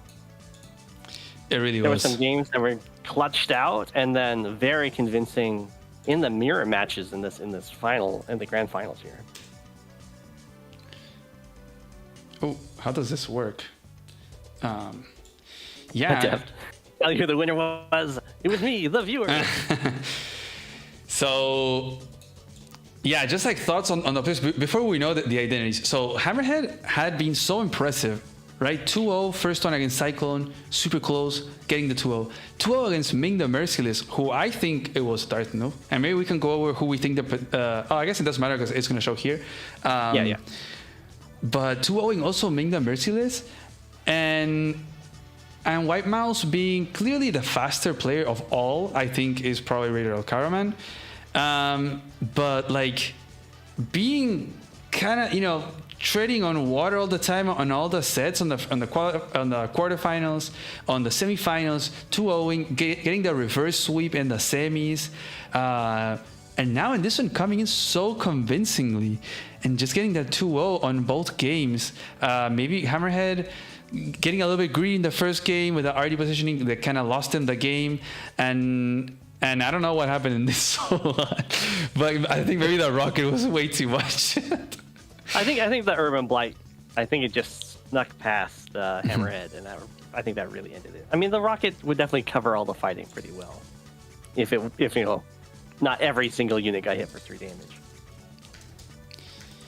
Yeah, allowing that probably kind of allowed White Mouse to not only get the base, but then also have an incredible turn. Like the only thing that Hammerhead could have there is have more value, more unit value army because of the positioning that White Mouse had to block, and he didn't leverage that. He allowed that get flipped over. I don't know if Steeler is here, but okay, I just click. Okay, so I can show you. Well, you're seeing Go, but the chat doesn't see it just yet. That's true. So. Okay, let's move on to here. This is the PowerPoint. You gotta flip it over. Ooh. I see you managed to get APC again. Oh yeah, all player choices. Just Steeler being funny here. But yeah, it is gonna be revealing one by one. I did put my predictions last night. You did too, right, Go? I did. Okay. I had predictions and I sent in new predictions last night, so we'll see which ones show up. Can you full screen that? Everyone in chat, if you haven't done it yet, if you want to do that real quick right now, use the link in the description. It's the Who is Who form. You just have to put your username or name or whatever you want to put, and then you just put 8. Maybe we can wait like a minute or two so people can do that if they haven't already. It's just for fun, and then we can reveal the players. Or should we just go at it? I really want to click. Is it possible for you to like full screen that or move it up or something? Because right now Oh, you know what? Yeah, I think I'm gonna edit the toolbar is at the top there. Oh, let's see. I should probably like make all of that smaller. Let me see. So well, just if I was wrong on Darth, you're gonna be pissed. I am prepared to be wrong on every single one. Do you still think this was? I'll get to are we on Frostleaf because all I see is stalling. Okay, Go. So last minute predictions. So do you still stand by that? I do. It was Starflash against Tardred, you said? I think it was. No. Starflash versus Poland. Ooh, in this last one? Okay. In this last one. And you think Starflash was Hammerhead? I think Starflash was Hammerhead. Okay. I mean, I think Starflash played first against Talos. I think that was pretty clear. And then Starflash... Ooh, I need to remember who Starflash was fighting. I'd have to see the bracket again. But that's okay. I mean, we'll see when you start going through here whether or not. Okay, I'm so right. You just plot twist. I'm Starflash. This should look a little. I think I ended up agreeing with you that Ming was Darth Noob. I really wanted it to be Deegis, but I'm not sure. Okay, let's start. Are you ready to go? Is everyone ready? We have 221 people here. That's insane. Okay. So we're going to start with the quarterfinals, I think. Let's start clicking. Okay. Yep. So eliminated in quarterfinals, we have Cyclone, Line of Pangear, Sky Samurai, and the Red Baron. So I think that Cyclone is Talos. The Lion, I think, is Radar Kelraman. Sky Samurai, I think, is Deegis. And the Red Baron, I don't remember who I said the Red Baron was. Actually, let me pull up my predictions. Clicked the wrong thing. Give me a second. Oh, there you go. Oh. That's it. Oh. Now you can change here. I saw it for a second. So this is actually I took a little screenshot last night. So let's see. I said Cyclone was Poland, Lion is DFS, Sky Samurai, Tordred, Red Baron, Talos. Oh, you think Red Baron is Talos? Okay. So let's see. This is the predictions, I think. Okay. Cyclone. Cyclone, Denevith said Poland. Ooh. Raider said Darthu. Talos said Talos. Hey! Darthu said Talos. Go7. I'm the only one of the casters that said Talos. Oh, Get wow. out of here. So Cyclone was Talos? Do you guys not see Talos' play? He's so wally. He's purple. That's Talos in a nutshell. Walls and purple. Wow, so it was actually... oh, wow, look at that. This is really cool. Thanks, Steeler and the staff. This is amazing. Wow, Cyclone is Talos. Wow, interesting. Wow, Okay. walls and purple. You guys need to play against Talos more. That's what I'm learning here. Wow. Okay, I've got let's... Talos trauma. I have Talos trauma. Stalls against me and I just can't play anymore. Oh, man. And only Darth Noob and you got that right. I think we were all, carried away there. That's very interesting. Only I thought it was Poland? Okay, and DFS too. Oh, and Voice of Akasha. Okay. I wasn't alone. Okay, next one. The Lion of Pangaea. I said it was DFS. And this was like a last minute guess that And I did I last say night. Radar Alcaro, man. Yeah. You said did Raider, that. okay. Raider also says Raider. Yes. No way! Oh, no, I got it. Wow, so Raider's not in the so finals. Raider fast. didn't win. I was thinking Raider had won. No. He was so fast. I also had a little bit of help on this one because while White Mouse was playing yesterday, I was playing against Raider Alcaro Man in the Smacky Cup. I was like, either he is like beyond good and is willing to play against me in a tournament as he's playing a tournament live, or he's just not him. So Wow. I had some insider information on that one. You're 2 for 2, Go. You're doing good. I'm ready Man. for it to all fall apart now. Okay, next one. We have Sky Samurai. I said Ooh, it's either- Tordred. You? Okay. We agree. I said Tordred too. Okay. Let's see. It was Deegis. Oh, it was Aegis. I had said at one point it was Deegis, and I changed my got that mind. wrong. Wow. There's actually a lot of people out there that were saying that it was Deegis. And initially I said the same, but then I changed my mind. Ah, damn. I really Aegis, no. But I think the reason why I said not Sky Samurai, because there was one point where he had really fought in base range in Ita Betrays, and it seemed something like they just wouldn't do. Lol, I'm too tilty. I think that gave it away. That's what Tisha said. I thought you were only tilty in fog. I was like, there's no way you do it in the standard. He can still come back in this, but no. Damn, I haven't gotten a single one right. Okay, and actually, Starflash got it right. Dark Noob and Poland.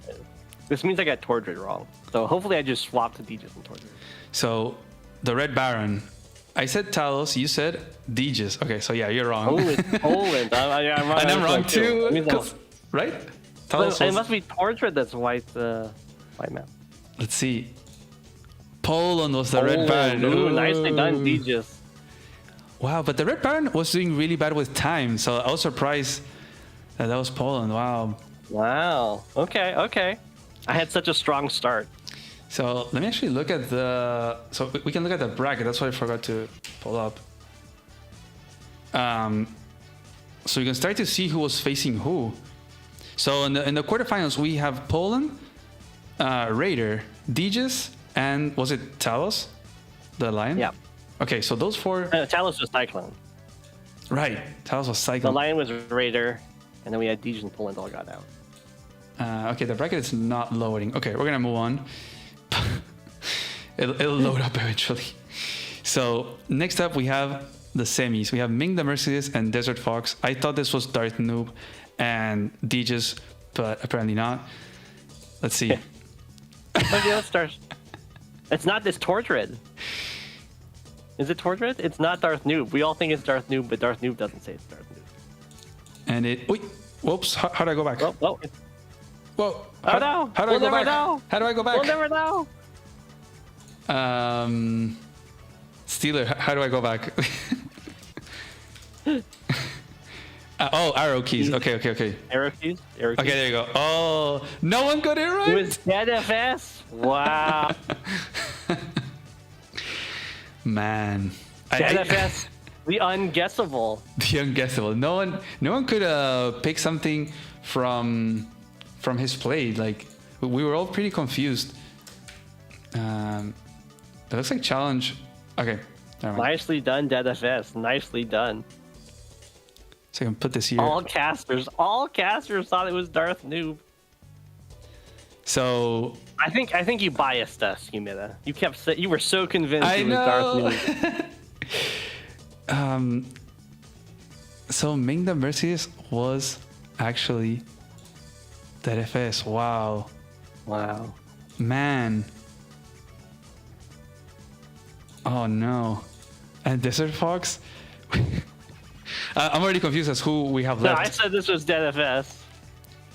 So who is it? I had said DJ. So we have left Starflash, Darth Noob, and Tordred.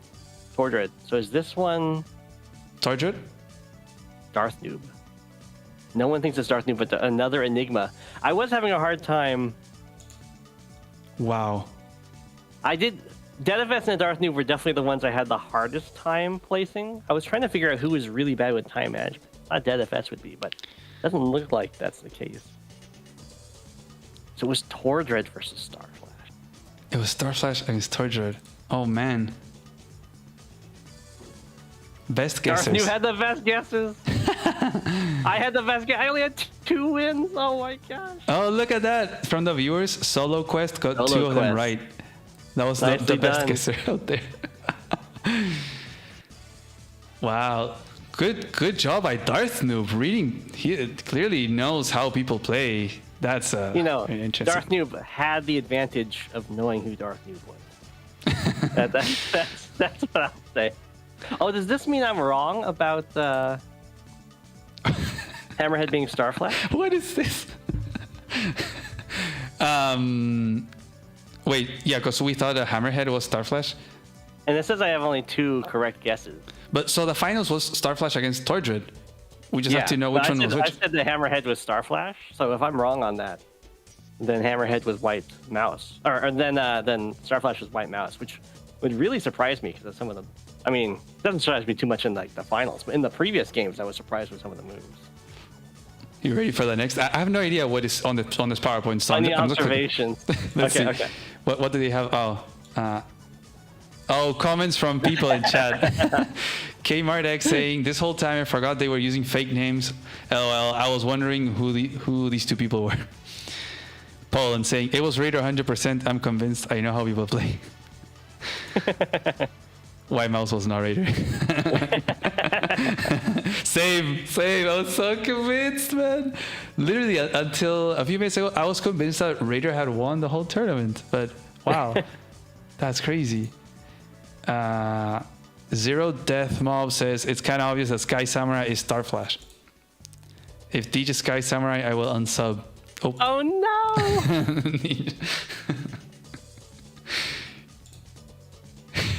Oh no! Humida's AC is going to give everyone nightmares after the tournament because it does this beeping noise. But hey, since then I've been doing this, so you don't hear it. I mute the microphone. The power of the mute. The power of the mute. I care for you guys. I care for you guys' ears out there. DJ saying, I just submitted my updated. Turns out I mixed a couple up, but I'm pretty sure I'm 100% luck now. Oh no. DJ has been so convinced. He's always been saying, I know them all. I know them all. Oh, have you heard the AC 4 more times? Oh no. Correct guess is 3, then after the changes 2. Oh no. Oh no. If Hammerhead is Starflash, I'm gonna be so confused. Come up stage and show us that trophy Raider. Okay. Eliminating finals. Okay, go. Last attempt. You still think that Hammerhead was Starflash, or do you think it was Torjred? I'm gonna stick with my gut and say it's Starflash, even if it said that I only got 2 right, so this wouldn't make sense unless I was just talking about the other one. But I'm gonna stick with Starflash. Okay. I'm gonna believe in Torjred. Okay. So you're saying that Torjred won. He's White Mouse, right? I could see it. Okay. Let's see. Hammerhead, everyone. This is second place. Okay. Second place. Oh, I should have the little percentages here. Ooh, Starflash says later. Poland. Starflash thought what I thought. So it was Torjred. It was Oh! Torjred. Hammerhead has been Torjred. He's been 2-0ing in the first 2 rounds, which Wow. means that the winner is actually White Mouse. It's actually Starflash. Ooh, Voice of Akasha thought it was Starflash. Nicely Man. done. GG. I didn't get a single one correct. What the hell? Wow, congrats Starflash. Getting that insane win. I almost seemed he was out in certain moments, but in this last finals, he was like, I'm prepared now. I was fooling around in the semis, but in the grand finals, he's like, nope. Got it done. I mean, on Celeste, I did think that it was like a very similar play to what I'd seen Starflash do before. But then there was like some weird positioning with some units, and I was like, I don't think Starflash would do that. But definitely in this grand final, he was looking very, very impressive. Wow. I think that means that we can also have a little bit of an interview with the winner, with the champion, with Starflash. So Had actually, Mingo 4-1. we can. Let me add Starflash here. Oh, actually, I think he can already join. So Starflash is in chat. Oh, there you go. Ah! Congratulations, Starflash. Yeah, thank you. Let me put him there. Boom. I'm gonna be honest. This finals was the easiest series of the entire tournament for me. It was kind of insane. Damn. So, Like, yeah. no, go ahead. You talk. Okay. I was gonna say, so I watched Hammerhead win as player 1 on Pirate Caravan this whole tournament, and I was just fuming, bro. I was like, dude, if I'm playing against Hammerhead, I would beat his ass real fast with my tank chain, BA tank order. Like, I'm still super convinced that Pirate Caravan is STA. So I was like, okay, well, I hope he picks Pirate Caravan in the finals, and I can meet him there. It's gonna be easy 2-0 for me, and it's gonna be great. That's what I was thinking this whole tournament. And oh my god, I thought I was gonna lose so many times. Every series had been so fucking close for me. It's always the prep, huh? Yeah. All the maps that I lost were the maps that I didn't prep enough on. Where I thought I didn't prep enough on. I have a question. What happened with that Neo tank in the last series against Desert Fox? They just hang the Neo tank like that. So basically, I had already conceded the game, so I just went with a bad attack, and if it pays off, I could maybe come back, and if it didn't pay off, I was already moving on to game 2 in Manban. Damn. A Hail Mary. Yeah, pretty much. So I was thinking like, oh, well, if he somehow doesn't one-hit KO my Neo, then maybe I can do some comeback, but otherwise it's whatever. I'll just go next game. Because basically that game was swinging into a direction that I really didn't want to. Like I was attacking into his strong side. I don't know how that ended up happening, but I guess I just aggroed to the bad side. So it was either I commit to a bad attack and it somehow works, or I just lose. So that's what happened. Man, I'm so confused. I was so convinced that White Mouse was actually Raider because of how fast White Mouse was playing. Because Starflash is the fastest one out there. I know Starflash is fast, but sometimes he takes a little bit of time, and Raider tends to do really fast. But man, how are you able to play so fast and so clean, except for that Neo tank? But everything else is incredibly clean. Wow. I mean, honestly, I think a lot of the times you just prepare some opening and then you transition to mid game with like a clear path. I mean, honestly, all the games that I lost, it was because I lost in the early game, right? So pretty much to me, you come in with a game plan and you win in the early game, and that snowballs and you can get an easy win throughout the game. I mean, even on Caustic Finale, I came in swinging, but when I think it was Dark Noob, when he joined his army in the north, I thought I lost the game. So I started throwing stuff at the wall, trying to get a power and trying to break through. I mean, speaking of that game, honestly, the Dark Noob threw at the end. Yeah, I don't, true. Yeah. like, no disrespect, but Dark Noob had a guaranteed win, pretty much. Somehow I clawed out some captures, but even on day 24, he still had a guaranteed way to draw the game. Yeah. Which means that I would lose in the tiebreakers. But I guess he was super tired after 3 games, and he didn't see the attack, so I ended up winning. Yeah, Man. you were almost punished for building that pipe runner early. Well, I don't think I could have built anything that would change the outcome. That's why I built a pipe runner. Because he ended up going for that tank, like your city that would have been in the range of the tank from the base, but the pipe runner was out of range. It didn't end up mattering, but it could. Well, in my head, I calculated the line like maybe 6 days in advance, and I was thinking like, well, if I'm gonna at best get a draw, and if he decides to interrupt me, like I have to start my cap on day 24 and finish it on day 25. So as long as he interrupts me, it doesn't matter what I build from my base to counter hit, I would still not get the cap. So I just built a pipe runner, like it was whatever to me. Yeah. Those were some very close games. How did it feel playing against people when you didn't know their identity? I mean, honestly, I'm pretty sure I guessed all of my opponents wrong. So clearly, the mental was there. Like it was like bringing me out to an amusement park. I had no idea where I was going. I thought Red Baron was like dead FS or something. I thought the Red Baron was very slow, so I didn't think it was Poland. I don't know if he was like masking his playstyle. I thought Hammerhead was Poland, right? So I was really confused when it wasn't. Yeah. And I mean, the semifinals versus Desert Fox, I wasn't too sure who it was either, but I could kind of gauge like how they played, so I wasn't too worried. But Red Baron, I felt like when I was losing game 2, I was super confused who he was, basically. Wow. So you beat Poland in the quarterfinals, you beat Darth Noob in the semifinals, and then you faced off Torjit in the finals. So Yeah, I think. Go ahead. Yeah, go ahead. No, you go. You're the winner, man. I want you to speak. Okay, I was gonna say, I think coming into this tournament, I would have never guessed Torjit would have been at the finals, especially with how his games went. I really thought that it was Poland.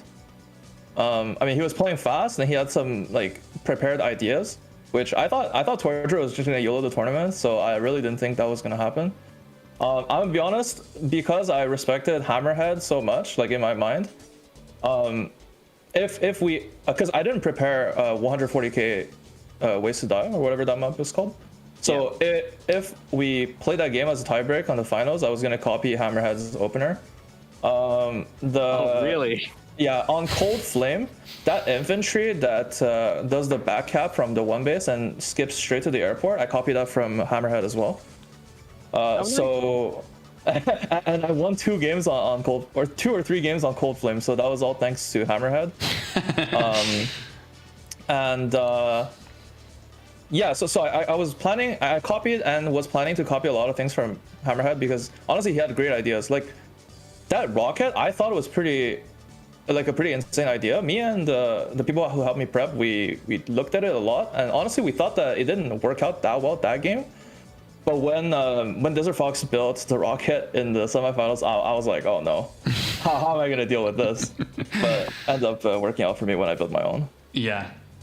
Oh man. And then you had the big battle in the middle in Cold Flame, and you were just more advantaged there. Yeah, I think. I think my map picks and my map bans really evolved during the tournament, because initially I was gonna pick some like very like old maps that people probably knew and I felt were TA neutral probably. And as the tournament went on, I started picking like more weirder maps because I was trying to win on opener on things I didn't know, for example. It didn't work out for me on like Don't Drink with the Sammy HQ cap. And I was initially planning on picking Don't something. That map I lost to Desert Fox on, where I blundered the Neo. I was planning on picking that map. And then when I lost on it, I was like, okay, well, I'm not never touching this map ever again. I'm just gonna pick Cold Flame and pray that I win all my Cold Flame games or Celeste. Like if you look back at my drafts, you'll see that I was always picking some random ass maps, and then the very next series I would pick the maps I won on the previous series, pretty much. That's a good way to go. That's a good way to go. Yeah, for sure. And I felt like I could play either player slots and it would be fine. So that's why I picked those maps. And like I said, for Pirate Caravan, I was really happy to see that Tordred picked it for the finals, because honestly, throughout the whole tournament, I knew if I went to the finals against Hammerhead, I was going to win Pirate Caravan. So when I won Cold Flame today, I knew I was going to come in with a 2-0. Like, there was no doubt in my mind. Very confident. The confidence. The STA on the map, clear STA. Yeah, I think it's super clear. I mean, if you don't rush the tower as player 1, you just basically can't secure it without getting hit for free. And then player 2 dictates the pace of the whole game with the 2 tank chain. I was really surprised because nobody saw that, that player 2 has that. So I'm gonna go back and thank the people who prepped with me. So huge thanks to James. He was there for basically everything. Red James 7 or whatever his name is on Global League is. Yeah. He was the person who has helped me prep the most out of everyone. Also a huge shout out to Random Ways. Actually, Random Ways was the person who found that Pirate Caravan had the tank chain for player 2, because when I was practicing with James, he didn't see it. So because I was selected as player 1 against Advanced Noob for my qualifiers. So I was preparing from player 1's perspective only. And when I beat James a few times, Randomways came in and he showed me that player 2 had a tank chain, and I thought, oh my god, I'm gonna lose so bad. And then from there on out, I pretty much considered Pirate Caravan P2 favored, super P2 favored. But yeah, continuing with this, I'm gonna thank Sif as well for coming out of retirement and helping me prep Caustic Finale towards the start of the tournament. I'm also gonna thank the other people that were in the Discord, but did not help as much, but were still helpful. Kill Me First, Mech Storm, Rip, and basically everybody who spoke to me. I mean, Ritter spoke to me a few times. I spoke to Poland a few times.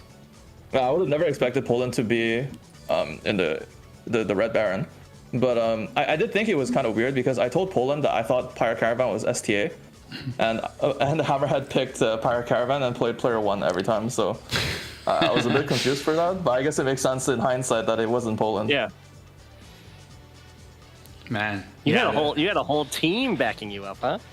yeah. I basically contacted all the top players that were on good terms with me to try to help me prep. I mean, what are you saying? he has enemies. Whoops. I mean, Go7. I thought you were in retirement, so I did not contact you. But That's fine. Yeah. So yeah, like Civ, for example, he came out of retirement and hit me up himself. So that was very fortunate. And the games I played with him were very useful, honestly. Wow, really impressive. Is there anything that you want to ask? Go to Starflash. Oh, okay. So, both you and I imagine, have a lot of experience against playing alts on the league. Yeah. How similar is that? Because I imagine, so when I'm playing an alt on the league, which has been a while, I'm often in the mindset of like, it doesn't matter who I'm playing against, because I'm the best player here. So They can be whoever it is, and I'll just crush them. And I imagine that's kind of your same mindset going into this. Is you're like, I'm so prepped, I'm the best live player. It doesn't matter who these people are. I beat them either way. Oh, in the APC tournament, you mean? Yeah, in the APC tournament. Because you also have the experience of playing the alts in the league, I assume. Yeah. Well, I mean, honestly, my mindset has been fluctuating a lot. I had a ton of self-doubt, multiple points in this tournament. I really thought I was gonna lose, especially yesterday, because I was pretty much guaranteed to lose game 3 until I won. Like after that series, I was like actually shaking. It was so insane. I had so much adrenaline, and honestly, I was so busy with a lot of things in my life that I didn't end up prepping as much as I wanted to. So when I lost those games that I was like semi-prepped for, I was really worried about the outcome of the whole tournament. But I mean, coming into the finals is the only time that I was actually confident because of the map picks. I mean, looking at seeing Cold Flame and Pyre Caravan, I knew I was gonna have a very good shot at winning 2-0 because, like you said, like during the whole tournament, I should be thinking, oh well, I should be the best player, I should just win. But I mean, there's like 2 series where I lost the first game and I had to reverse sweep. And I mean, you definitely had the mental fortitude to lose those games. Yeah. Like I had to crawl my way back from 0-1 and possibly like a losing game 2 or game 3. Yeah, that was insane. I mean, during that qualifier when I was playing Pyre Caravan against Advanced Noob, I mean, I came into that map thinking that I would lose, and I would have to play a series against Tordred. I ended up getting that really good COP, so I won that game. But like even during the game, one of my infantries were all dying at the front line. I really thought I was gonna lose. And yesterday, when I was on my 3rd game, I really thought I was gonna lose as well. The 3rd game was Causa Finale, right? Yeah. So you could really say that I did not feel as confident as maybe I should have, but I think it showed in my play as well. I'm not like at my top form either. I mean, you're playing. I was tenacious. I mean, yeah, it your was play amazing. On the last day you were pretty much playing a final every single round. You were playing against Poland. You played against Dark Noob. I was like, you were put under pressure every single game. Like then you get to the final, all like go cool, like already. Yeah, that's true. I mean, everyone in the top 8, I felt like were possible winners. Honestly, like I didn't think anybody in this top 8 was necessarily worse than any other person. Yeah. For sure. What do you think of the best of 3 setup? I think it might be the first time, I'm not sure, that there's a live tournament where we do best of 3s. Was it too consuming as a player? I don't know, just your general. I felt like it was actually a great format. I initially thought it was gonna be like bad or like too long, especially because like in live league sometimes you play those games where it goes on for like 2 hours and a half. But like I think it also has to do with the map pool used in this tournament. A lot of the times the games were ending, well, I mean also the 25-day limit, but a lot of times the games were ending like maybe 1 hour or 1 hour and a half max. Yeah. And you had a little bit of a rest. And I think in a way also challenges a different aspect of the players. They don't get to really test their endurance. Usually because it's like it's a 1 game thing or like it's async thing, but having to sit here and really like think about 3 different games, possibly different CO picks, different map styles overall as well, very insane. I think it's honestly it was great. I think we should do more of best of 3s, but maybe not best of 5 because I think that's too much. For the finals, best of 5 now. I think that's too many games, but I think the players are going to be very sloppy towards the end. True. We have a question in the chat asking about your Cold Flame game. Were you as confident in that game as you were? Because you definitely crushed on Pirate Caravan. Right. But Cold Flame was definitely a big fight. How are you? What do you feel like was the turning point? I think the turning point was when he let me hit his artillery from my artillery from the base. So basically my idea for this game of Cold Flame coming in was I'm gonna first build artillery, and then I'm gonna build preemptive AA, and then I'm gonna spam copters and try to defend my 1 base while pushing the 2 base very, very slowly. I actually knew that his mech could hit my artillery there. When my artillery got hit, I decided to go for that trade because I knew I would reduce his unit count over the course of the next like 3 to 5 turns, and I would eventually still push through. And I think like reducing his unit count there simplifies the math a lot for me, so I can concentrate on other things in the game. And on my 1 base side, I did something similar where every infantry that wasn't really useful anymore, I tried to trade it off so that I would slow down his push. And it simplified the math as well there. And my preemptive AA was, I think, more useful overall. I killed a few more infantry and mechs. I got to lock his airport. I mean, he didn't really get to lock my airport either because my tank hit his AA. And then I was able to secure the perimeter of my 1 base a little bit so I could actually sneak out that RT buy because he let his RT get hit by my infantry for 2. And then I did some calcs and I knew that if he shoots my base artillery and I shoot back, it would be winning for me. And that basically stopped his entire push that game. It was it's a similar idea as the rocket, but instead you base lock yourself 1 turn and shoot the artillery back instead. Oh, I know. I've run into that scenario quite a bit. It's like a classic move. Yeah, exactly. Like I was thinking, like there's so many scenarios where similar things has happened. Basically, like you go for a lock, and then they just build like the same indirect back, but they have like a better day-to-day from their base, like Kindle Lash or whatever, and they just shoot you back, and then you kind of get slapped. It reminds me actually of Grandmaster Live Season 2, I believe. My finals against Talos, where if he tried to lock my base with his rocket, I would build my own rocket, and because I'm Kindle, I would just win. Oof. So, yeah, so I have a lot of experience with this type of thing, so it was really helpful knowing those trades. Wow. Yeah, I think incredibly impressive the way that you were they could adapt on the fly. Like you had massive amounts of preps, clearly, but you were also able to adapt around the everything in the map. Like Caustic Finale was a mess. That match was like crazy. The top right swinging in favor of one player than the other, and victory marches here and there. I should have known that Sammy Mirrors there would have been so swingy, but oh well.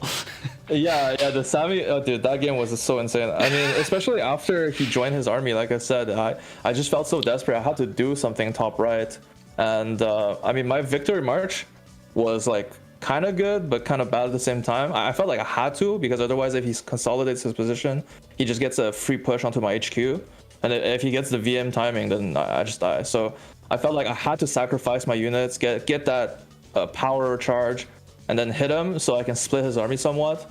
I knew that after my VM and he victory marches back, he was gonna get an income lead, but I thought I could like secure my income back some way or another, and I would have like next first power as well, right?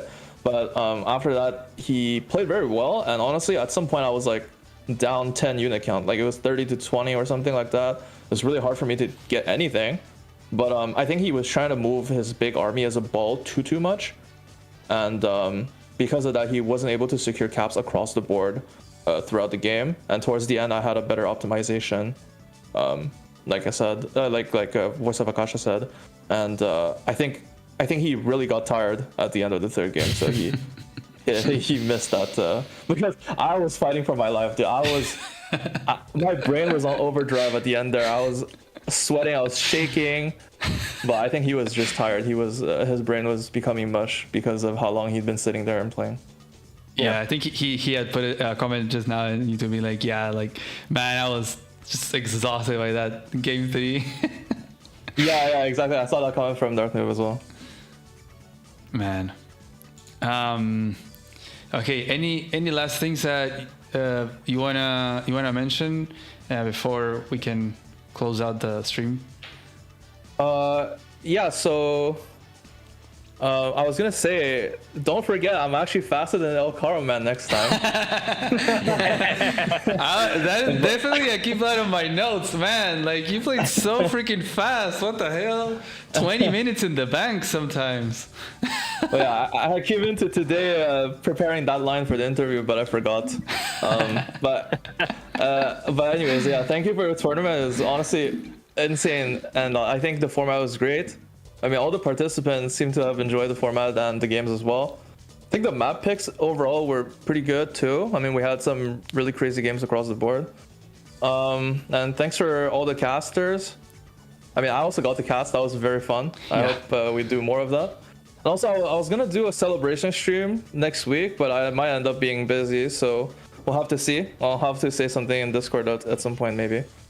Okay, sounds good. But yeah. Okay, thanks to Starflash, and huge congrats on the win of APC and the 27% of the prize pool that will go towards you. So that's amazing. As everyone will also get a piece. Thanks, Go, for being here as well, casting this amazing series. It's a pleasure. I think if you guys want to say a few last words, and then I can let you guys go, and I'll stick around with chat a little bit to close it out, and then I'll head out. All right, I think it was a great prize split, like Voice of Akasha said. It's not too top heavy, so everybody gets a piece. I mean, just for being in this tournament, they're winning a nice, $60 or whatever. So that's fun, getting just any money for playing Advanced Wars. Hope we can grow the community. Thanks for everybody for watching, And thank you for all my fans for believing in me. Oh man. Yeah. Thanks for hosting this, Humida, and I hope all of the contestants had a lot of fun, because it was definitely a lot of fun to cast and to watch. So I assume there'll be a sequel in the future. We'll see. We'll see. Yeah, let's go for APC 2. I don't know. I'm not gonna comment. I'm gonna no comments. No comments. Anyways. All right, have a great rest of the stream. I'm gonna be watching, and I'm gonna be celebrating with my family. Amazing, amazing. Have a great day, guys. Thanks so much. Thank you so much. Yeah. Goodbye. Bye. Bye. All right. Oh man. I can't believe the tournament is over. Wow. Salutes, huge salutes there to Starflash, Go7. Man, thanks everyone for being here and watching. There's a lot of, I think I probably have to update the prize pool. I think there were a few donations that came in today. Let's see. Yeah, there was a few. We had a $50 donation by Lucas, $5 donation by Shiyu, and $5 from Versal, who says, "Woof." Yeah, he has a dog PFP profile picture of a Discord, and he always says "woof." So yeah, just Versal things. He's a really good live player, by the way. He used to play back in the day in the OG Live League. I'm just speechless of how Starflash was able to get all these wins. I'm like so impressed. I really thought he was Hammerhead. My God. And it looks like none of us, even Chad, wasn't correct in all the guesses.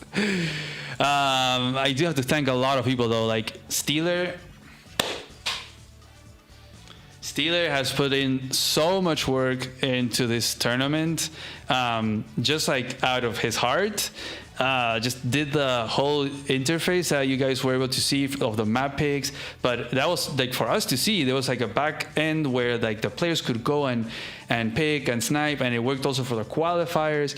It also made it so that it would link with their new users, the ones that we made for them. So once they had the picks and everything, it would just do like quick games, and then it would take them there, and then they would already be there. The game would start paused, so then they would be like, okay, unpause and start playing.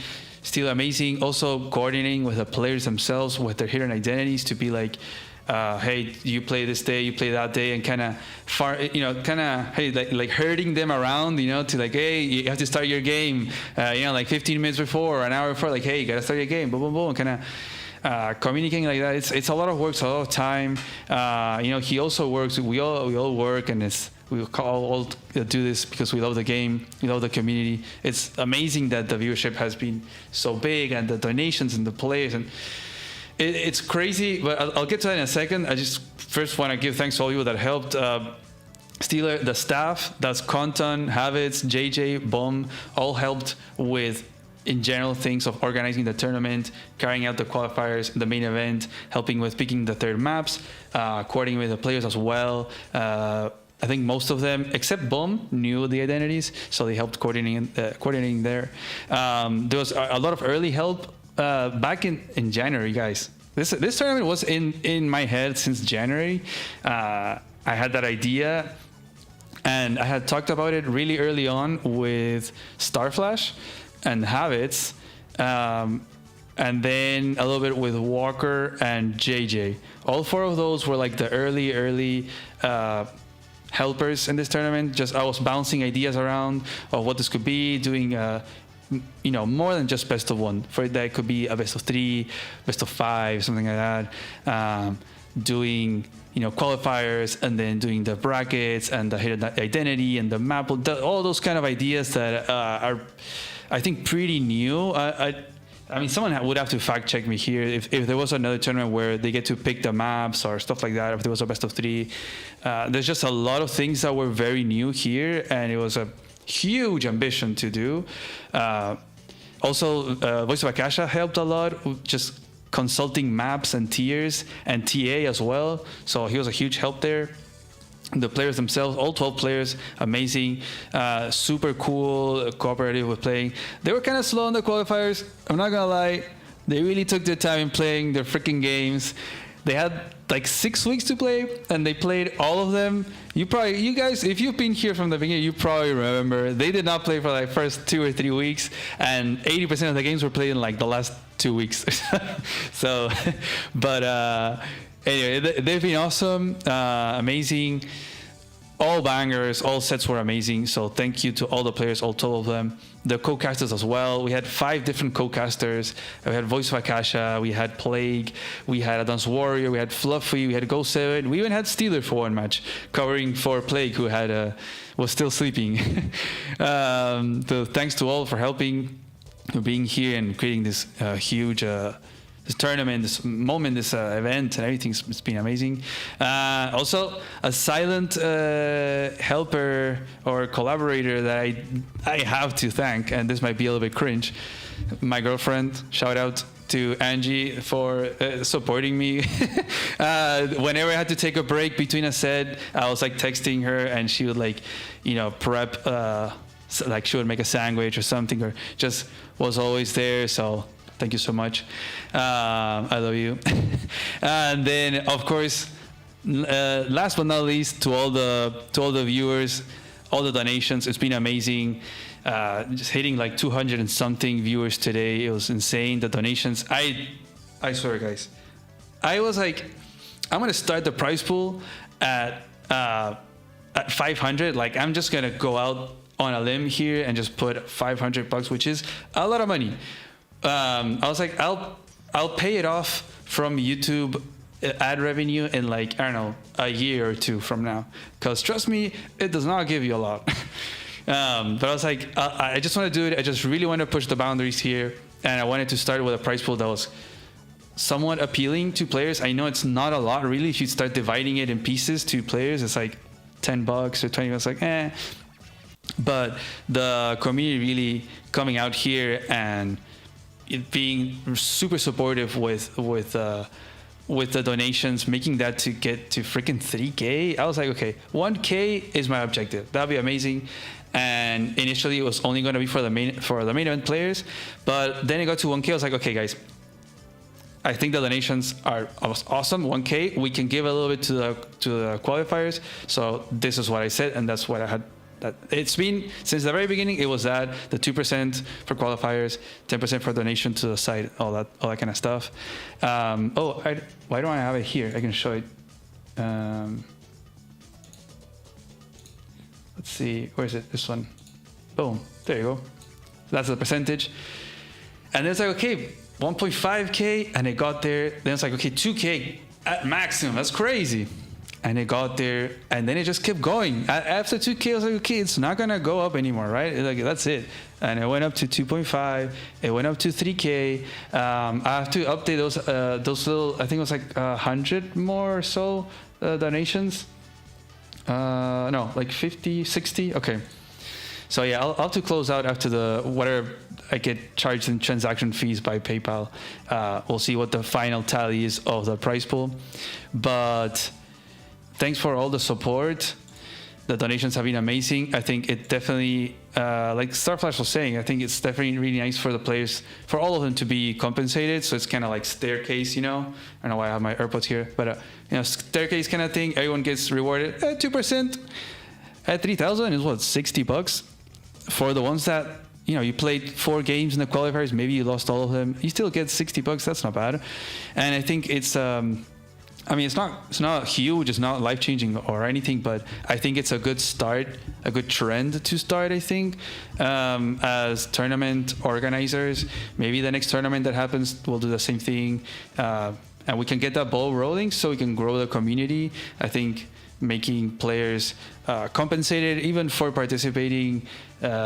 And it's not like, oh, they just participate. It's like they prep, they put a lot of work into this. It's a big event and everything. So I think that's really nice.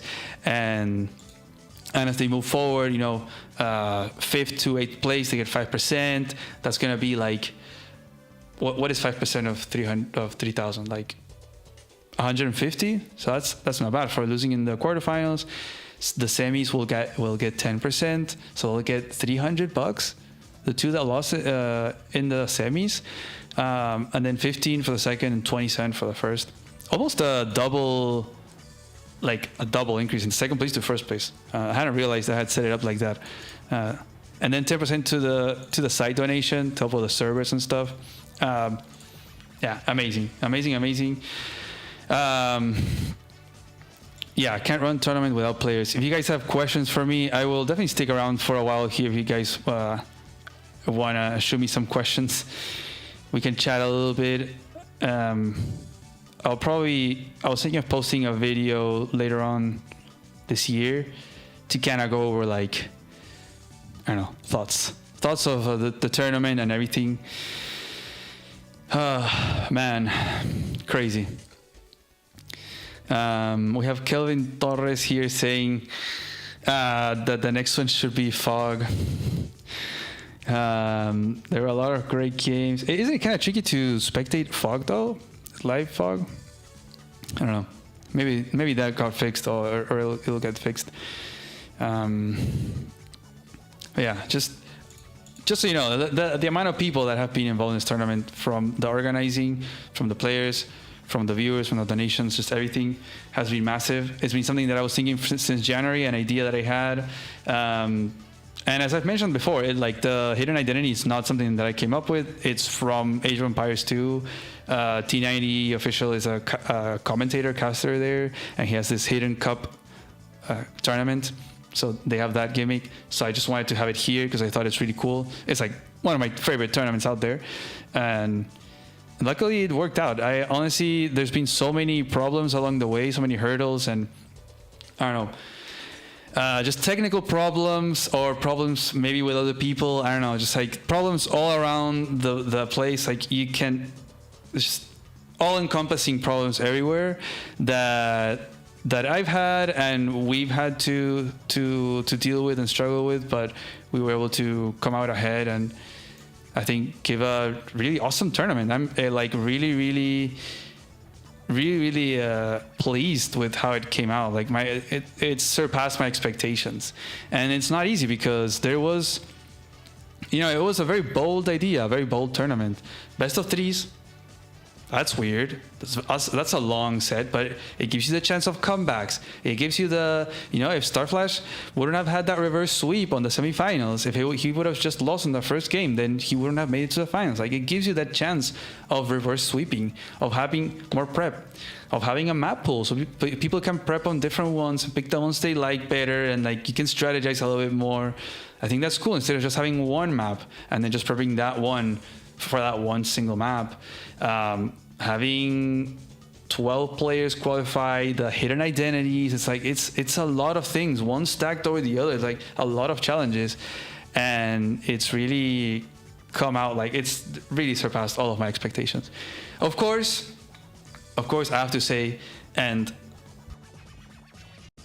I had to turn it on because it's freaking hot here. But of course, there's a lot of things that could have been done better. There's a lot of things that could have been added. There's a lot of things that we could have changed along the way, and that happened a lot. It's like as we were doing things were happening. Wait, can you hear the beep? Are you kidding me? No. You gotta be kidding me.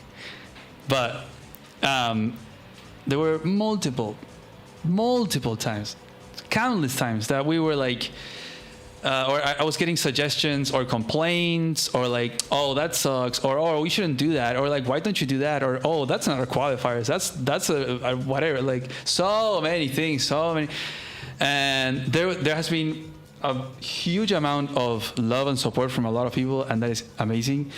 But you also have to deal with the people that complain, and you give you comments and all that kind of stuff. And yes, we could have done so many other things. We could have added so many things, but I just felt like we were already stacked. Like, the tournament was pretty massive, extremely challenging. I think we were able to pull it off. And I don't know, thoughts, recommend all of those things. I take notes, and I will leave it at that. I'm not gonna comment more. My biggest complaint about this tournament is that it's over. I know, sad. I swear, today I was getting so nervous because it was going to be like the last match, and like it was going to be huge, but it's also the end. Like, and I kind of feel it's like I have the stop streaming button right there, and that'll be the end. That'll be the end of APC. I can get some sleep now. Yeah, literally. I have been very sleep deprived this week for sure. I was also stressed out of my mind during the qualifiers. The amount of prep that was before even the qualifiers start, you guys have no idea. I think the staff knows and the players may know, but it was just insane. And there's other stuff that I had to deal with as well that happened out of the blue. It's just, yeah, that I'm not gonna talk about, but I'm just incredible that we're here. Alex Davies, if you do this next time, some kind of live ID voting widget would be awesome. Like, so that people can vote for the name that is given to each player, but wouldn't that remove the whole gimmick of not knowing who's who? Or you mean like, actually, I'm not sure what you mean. Sadly, all good things have to come to an end too. That's true. How it's Star Flash. Oh yeah, I forgot to mention I slept like crap stressing for the finals. Yeah, I can imagine. If I was not getting enough sleep, then you were also probably also regretting that Neil tank, and also having nightmares about that Sammy mirror in Cosmic Finale for sure. Best of 3 was controversial, says Mastro. It seems pretty obvious to me for a live tourney with relatively short timers. You'd be surprised. Honestly, if there's something that we are... Okay, my conclusion from this whole experience, and thank you for that question and that comment, Mastro, because you kind of reminded me of that, is that the support, right? Support, 10 out of 10. Players, 10 out of 10. Donations, 10 out of 10. Organization, staff, like voluntary, everything is voluntary, right? 10 out of 10. Viewership, 10 out of 10. What's missing, guys? We're missing more organizers. We're missing more tournament organizers. That's what we're missing. Like, this has been my first tournament ever in my life that I've organized. It was as ambitious as hell. I should look more at the camera, but yeah, it was ambitious as hell, and I'm so thankful that it came out as it did. But this proves, like, it was ambitious, and I was trying to keep it really limited. I was trying to keep the ambitions really limited because I was scared. I was really scared, guys. I wanted to do 16 players, but I brought it down to 12. I wasn't sure if the players were gonna want to play. They all wanted. We ended up short. Like, we could have had more. Prize pool, same thing. I started, oh no, only for the main event players, and it's like, boom, Donnie just came in. We gave it to all. The organizing, I was like, I'll have them pick the maps, like texting, like, oh, I want this one. Oh, I want that. Like, that was my plan. Freaking Steeler coming in, the GOAT, and freaking making a UI, a website for them to do that, and us to cast. Like, the people are hungry for live Advance Wars tournaments. There's hunger out there, and it delivers. The games are amazing, the community is amazing, the players are amazing, the help is amazing, everything is amazing. What we need, those eyes are bloodshot, baby.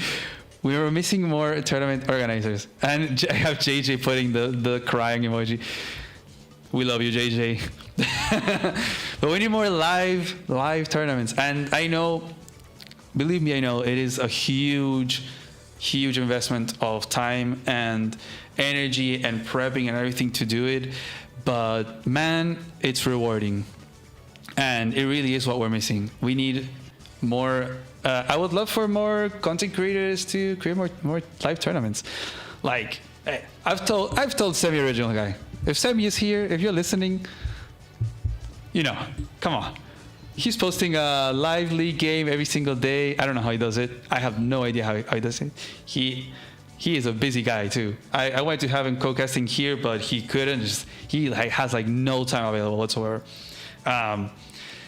Like, hey, he could make a live tournament. He's been casting so many live leagues. Hey, live tournament, maybe. I don't know. Maybe Starflash makes a live tournament. Maybe DJs. I don't know. Like, I think content creators go create content. Exactly. I mean, at this point, you're just organizing, and the players are literally creating the content for us. Like, honestly, this main event was absolutely insane. Just like, I was like this, no hands. Like the qualifiers, I had to be clicking. You know, maybe some things to think about, to reconsider. But again, I'm not gonna get into that. I'm not gonna get into it. So Master says, so Mira, are you gonna make another one? No comments. For now, I'm gonna rest. I've had a blast doing this tournament. I will say that I would like to do another one, but I have to think about it. I have to think about it a lot. I need some rest.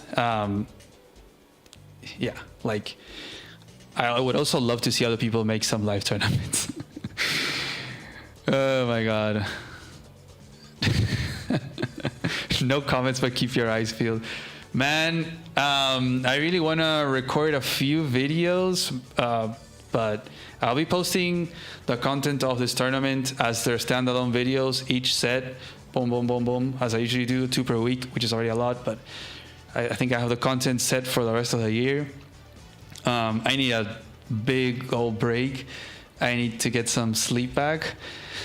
But yeah, we can talk about that later. Right now, I don't really want to say much. But I know that the hype is there. I know people want it. People know, freaking Steeler, man. As the games were going on, the sets were finishing, the streams were finishing, he literally was like, he sent me a list. He was like, things to consider for the next time, for our next year. I'm like, bro, we haven't even finished this one. Hold on. Like, dude, wait. Like, we had just done like the first quarterfinals or second. I was like, oh man, we still have a whole weekend left. Like, the hype is there, right? And there's honestly also like a lot of different formats that you could do for tournaments. You know, content creators, if you're listening, Fluffy, you could also do a live tournament. Go7. Well, I know Go7 is going to do one actually, with the maps that were submitted to his contest, but I think he's pretty busy if you're here. So that should be really hype. Maybe, yeah, I think that's one guaranteed. That the Go7 Light tournament should be guaranteed. We'll see. But we should see more. I think people are hungry and it will deliver. It just takes a lot of work, but I think it's amazing. And hey, maybe slowly we can make the community grow. We have more people, more players, more donations, more community, more money, more interest for the players to play. Like, hey, Starflash is going to take home like, how much is 27% of like 3K something? Let's do that math. I think I had it here last night, but what is it, like 50 times 27? Hey, like that's like $800. Wow, I'm gonna take home $800, and second place will be taking like 400, right? 15%.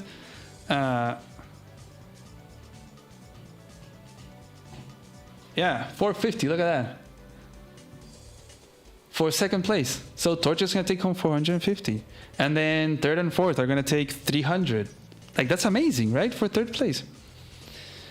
Yeah, I don't know why chat sometimes freezes, but it somehow refreshes itself. So that's nice. So I think that's awesome. Also, the ones that lost in the quarterfinals, they will take $150. That's really nice. Imagine we get to grow this in the course of like a year or 2 or 3 or 4, and then prize pool keeps growing. 3K is just the start. I think we can get this 2 more eventually. I don't know if you can get like sponsors to put money for a prize pool. That'd be amazing. I have no idea how to do that, but hey, that's an idea. Imagine they come in, a sponsor, like, I'm not gonna say any names, but they come in and they're like, hey, I'll give you $5,000 to start a prize pool. Like, that'd be amazing. But I actually don't know if that would be a problem with Nintendo. But I don't know. I'll have to ask around. But man, almost 1K. It will happen, I swear. Okay. So Go7's live tournament is confirmed. Nice. I wonder when it will happen. Maybe next year, perhaps. And then Steeler had said, "Can't wait for my second monitor to arrive." Bro, I have a second monitor. What are you talking about? I need a third monitor. That's what I need. Although, actually, a friend of mine who who does like OBS tutorials and stuff like that, but it's in Spanish, which I've kind of I learn a lot from him, from his videos. But he told me that you can have it like on your phone, the deck thing to change the scenes. Again, I'm too much of a noob. Yeah, stuff to improve for sure. I probably like to have the chat be like, I like this kind of chat, but I noticed that the emojis don't come through. So maybe doing like what Go7 does, or just capturing the YouTube chat, just all that boring stuff, a lot of boring technical stuff that people don't want to listen to work on and improve. Let's see. Mr. Sight, now Starfly's gonna get sponsored by Red Bull, literally. Starfly is gonna be like streaming soon, like with a Red Bull glass, be like, yeah, guys, Red Bull. I mean, he'd be like the best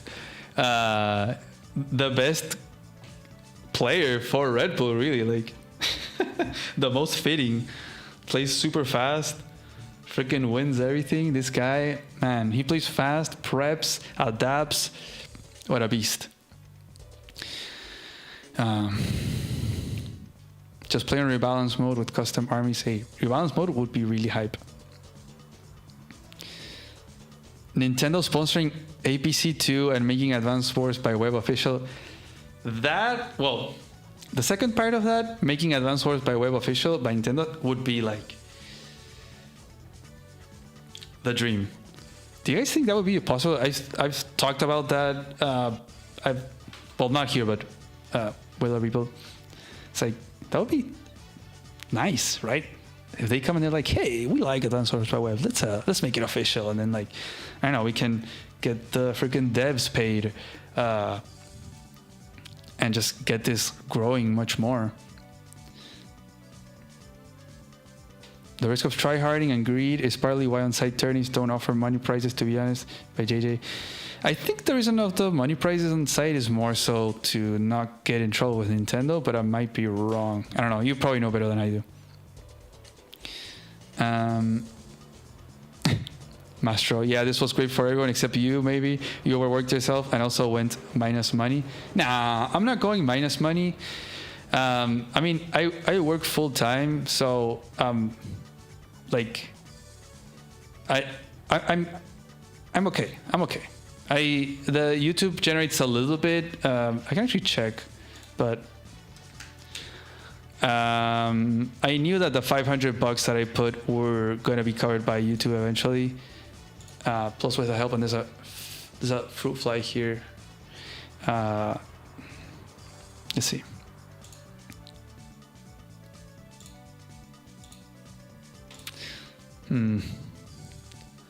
Okay, so I haven't quite done $500 yet on YouTube.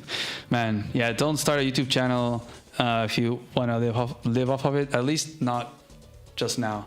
Make sure you have a job, because yeah, stuff. But stuff that I can probably talk about on another video. I have a lot of things on my mind for next year. Lots of plans.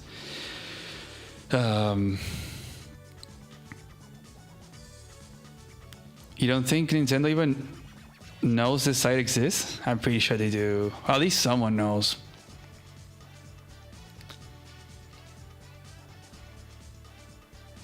Red Bull gives you fast fingers, I guess. Okay. Plays like he's on crack. Yeah, Starflash is incredibly fast. I've only been able to beat him in async like once, and that was the only time I've ever beat him. Like, we must have played, I don't know, 10, 15 times across the board, and I've only beat, I think one map test, but those don't really count. Those don't really count. So I've only really beaten him once, and he's beaten me like 10 times. So yeah, the ratio there does not favor me at all. Oh, stuff like, you had another line prepared for the interview? What was it?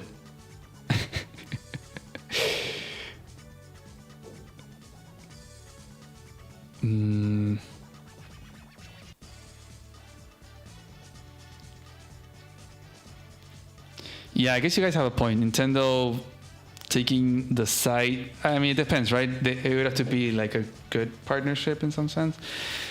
You send it to me in DMs. But like, there's other communities where that happens. Like, I don't know, Age of Empires, you have Microsoft sponsoring tournaments, and they put down like $20,000, $30,000 for tournaments. They have like $1 million that they put a year that will be destined to tournaments throughout the year. Let's see what he said.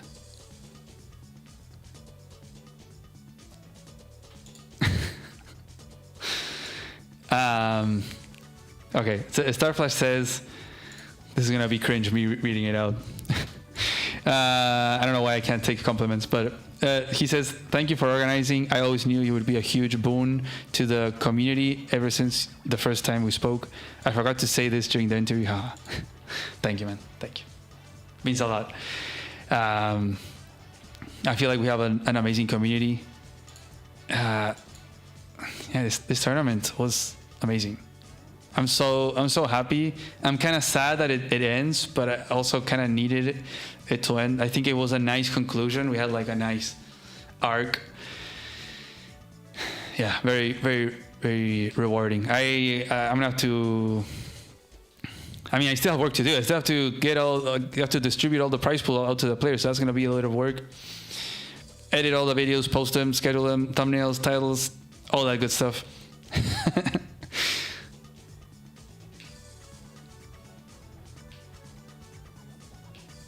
Free grid.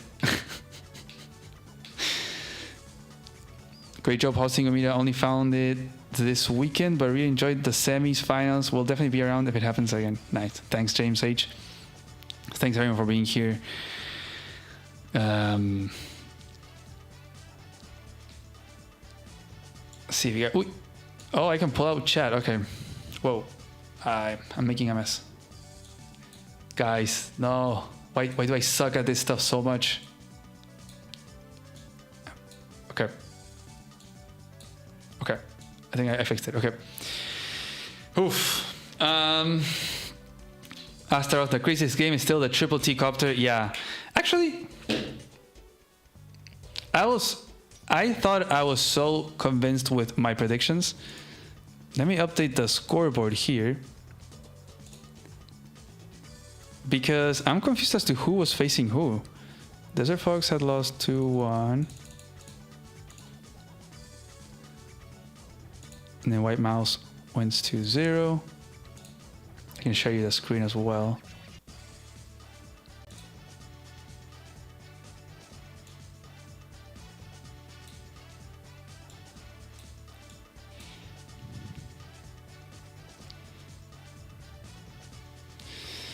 Yeah, I really think it would suck, says Master, if Nintendo makes Add-Ons by Web official. I feel like they tried to control it and it would ruin it. The reason why it's so great is because it's ours. I mean, there's definitely some points there for sure. Because if they take it, there would have to be some economic incentive for them. I don't know how Microsoft does it to put so much money into some of their games, and I don't know how to do it. Okay, Advanced Warrior. Is that Advanced Warrior? That's funny. Is it? I'm not sure. Have to go. Bye, guys. Have Have a rotten day, and thanks, Mira. I guess it was okay. Advanced Warrior, be prepared. Who is Advanced Warrior? That's funny. So, I need to go back to the PowerPoint. I wish I could have updated this like as we went.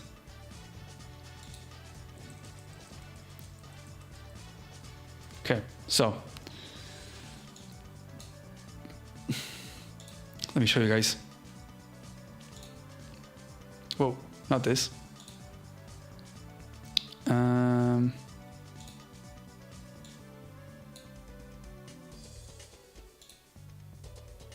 Okay, so let's go actually here. Let's do that. Okay.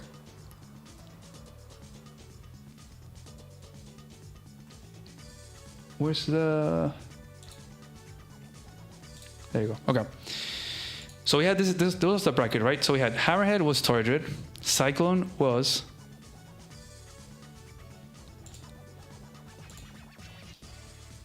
Talos. Okay, so Torrid and Talos. Torrid beat Talos 2-0. Can I change this? No, okay, never mind. So Torrid and Talos 2-0. Then Ming the Merciless was Dead FS against Sky Samurai, who was Deegis. Okay, so Dead FS against Deegis. Dead FS beat Deegis 2-0. Okay.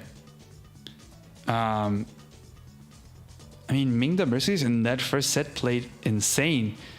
Guys, this was the one that in 140,000 Ways to Die, it was the second game, and Sky Samurai was ahead the whole game, and then somehow Ming was able to bring it back before day limit. That was insane.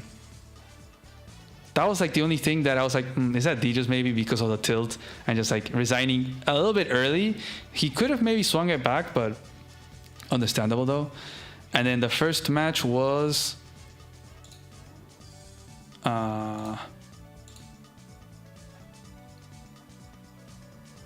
Ming the Merciless. Ooh, it betrays. Yeah. No, the set was amazing. So Dead FS and Deegis, and then Desert Fox is... Desert Fox was Darth Noob, and the Lion was Raider. So this was... wait. Who was Desert Fox? Oh, Darth Noob. So Darth Noob against Raider. Okay, so Darth Noob beat Raider 2-1. And then that leaves the Red Baron, it was Starflash and Poland, which is really funny because I thought that Starflash and Poland had fought here.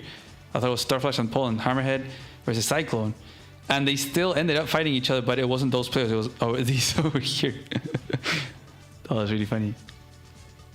And Poland doing really bad with the timer. Like Red Baron was doing so bad. Remember, like Celeste, it was 18 minutes, the white mouse, and increment for the Red Baron. With the tournament ending as top versus bottom, were the players seeded at all? No, they weren't seeded. They were randomly assigned. So we randomly assigned the names, and we also randomly seeded. So it's like, I don't know, harder to guess, I guess. Oh, okay, Advanced Warrior is not Advanced Warrior. Okay. Hidden Still says Hidden Cup prize pool is 70k, so it's probably not as much money from Microsoft as it seemed. Okay, I think Microsoft still like plus, I don't know, like 50 or 30 or something like that, and then there might be like donations, something like that. That's, imagine having that prize pool here, guys. Imagine that. That'd be insane. Yeah, that'd be pretty crazy. I still man, there's a lot of things that I do want to mention and thoughts and stuff like that, but I think I'll leave it for a video perhaps. I don't know, maybe I can tell you guys. We only have 96 viewers. Amazing. Thank you all of you for sticking around. something that I was thinking, how the idea of the prize pool, like the donation, all of it really goes to the players and just the distribution. Like I'm not keeping anything. Oops. There you go. Like I'm not keeping anything from the donations. The only thing is like the transaction fees. So I'm just grabbing whatever PayPal tells me there is, plus what I'm putting in. That's the prize pool. I think that would not be repeatable. I think there would have to be some kind of split. I don't know. But something to think about. Like, I'm just gonna throw a number. Like, if you do like donations, 50% of it go to the prize pool. The other 50%, doesn't. And then with that, you can cover the cost. You pay the transaction fees. You can, as the organizer, you can maybe keep a little. You can also give some to the people that organize the staff, all like, and kind of take it from there, because it is a whole lot of work to do this. I'm not sure if it's sustainable to just do it all of it voluntarily, repeatedly, over and over long term. I don't think it would be sustainable. It really is a lot of work. Players were not seeded, randomly assigned names and positions. Yeah.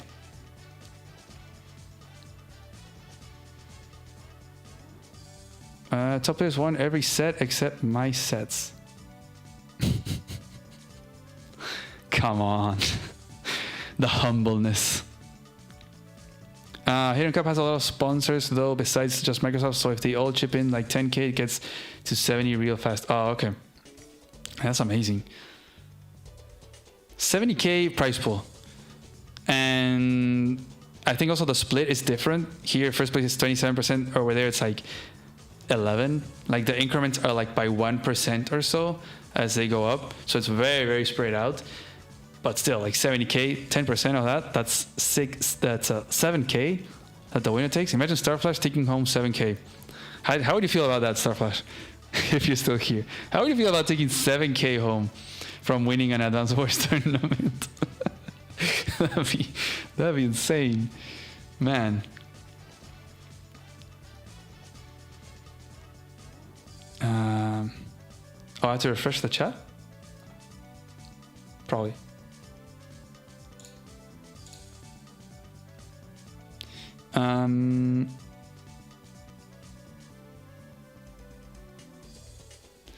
Your top seed of your game. Chat has been stuck. Yeah, sorry about that. I don't really realize. What was your favorite match out of the whole tournament if you had to pick just one? Oh, that's a good question. What was you guys' favorite match? Like a single match, not a series, a match.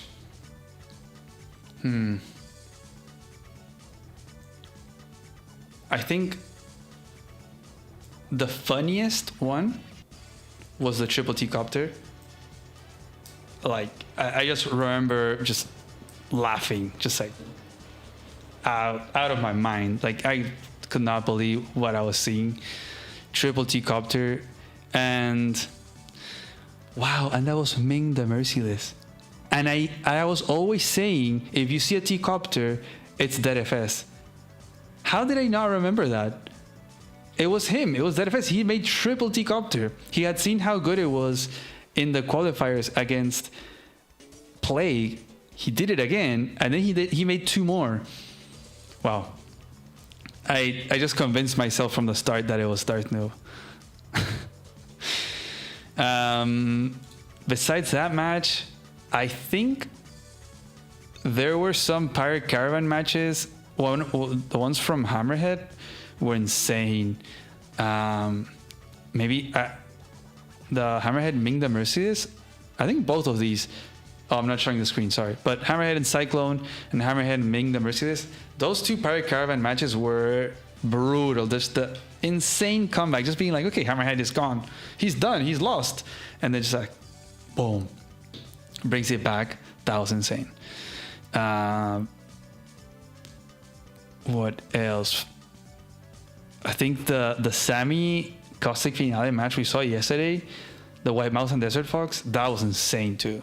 That was wild. I don't know how they were able to play that. I can see why Darth Noob was so tight. I'm sorry, Darth Noob. I'm sorry that I put you through this. Man, I would not want to be.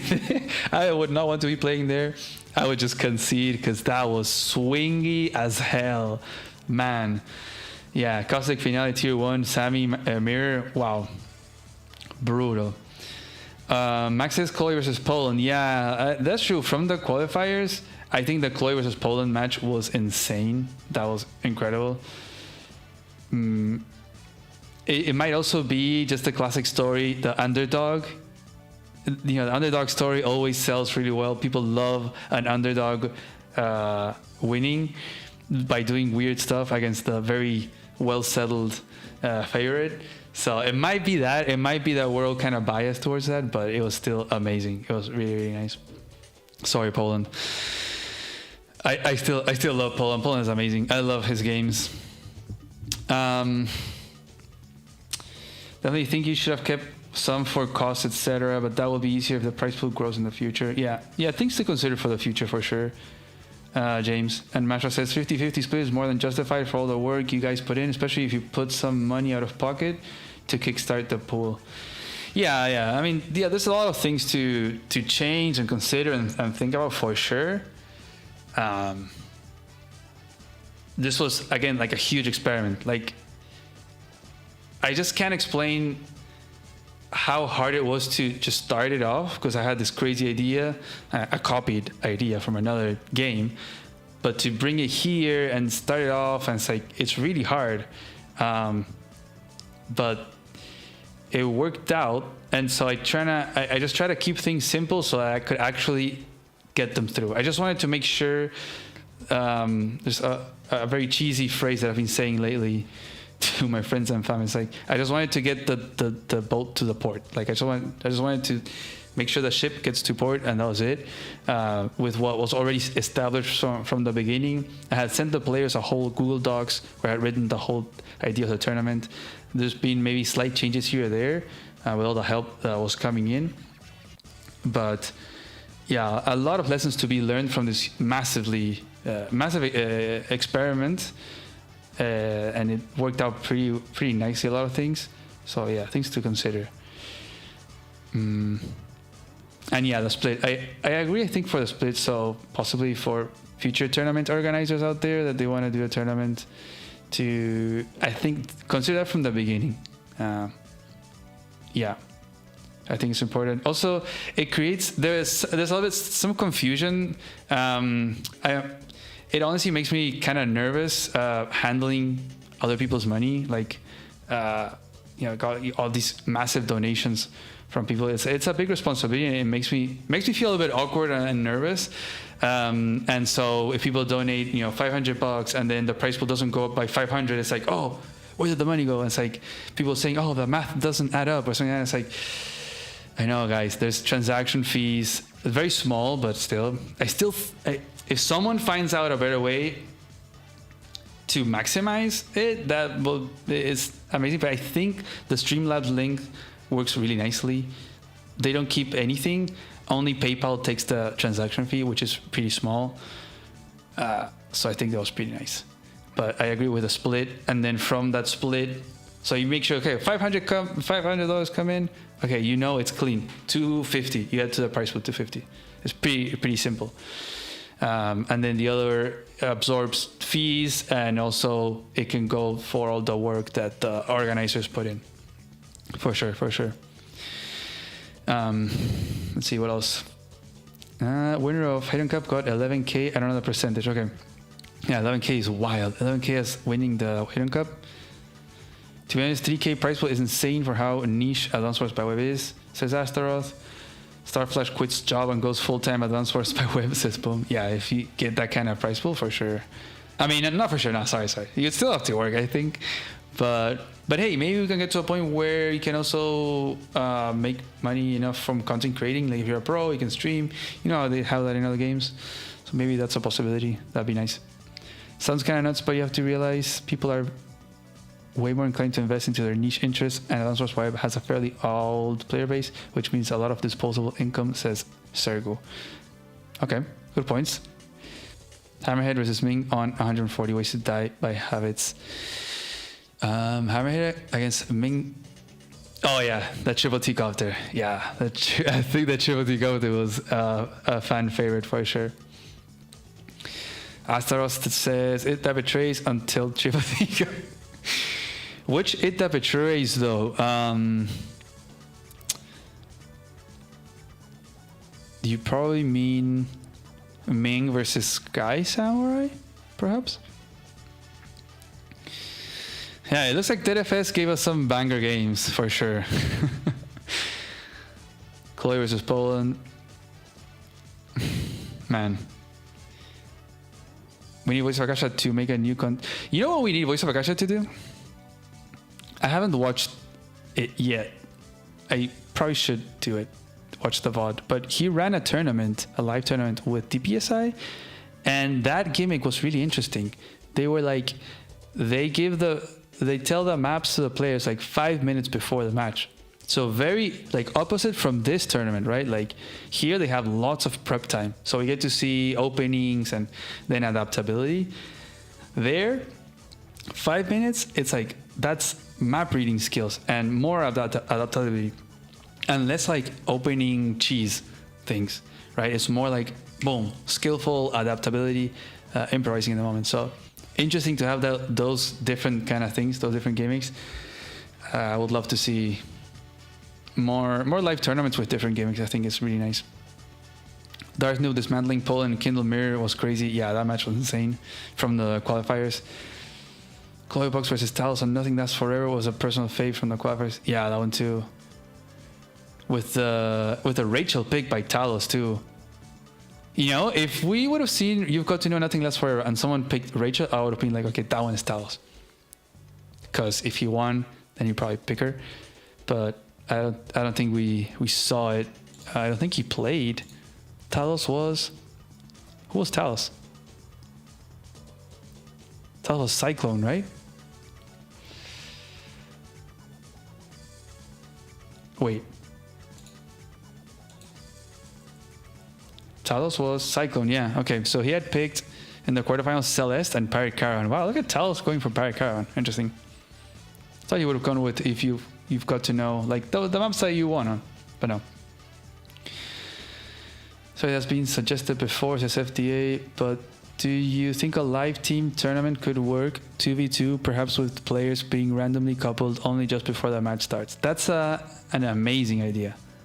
That's an amazing idea. 2v2 live is something that is definitely on my mind for next year. That is something that I want to work on. I think we could definitely have 2v2 live on site be a thing. It's going to take a while to get that going because you have to have players, you have to have maps, then you have a meta that evolves, then you have people to organize it. So I think it takes a while. So just thoughts. People are interested. That'd be nice.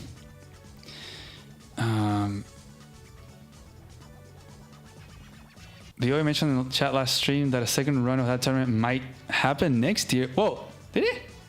I missed that? Man. Whoa, that's hype. That is hype as hell. So, Voice of Akasha coming back as a tournament organizer? Let's go! Oh my god, that's amazing. Not confirmed. Okay. Yeah, I don't wanna create false expectations to people, but that'll be hype. Voice of Akasha makes that. Hey, maybe if we say it enough, he'll make it.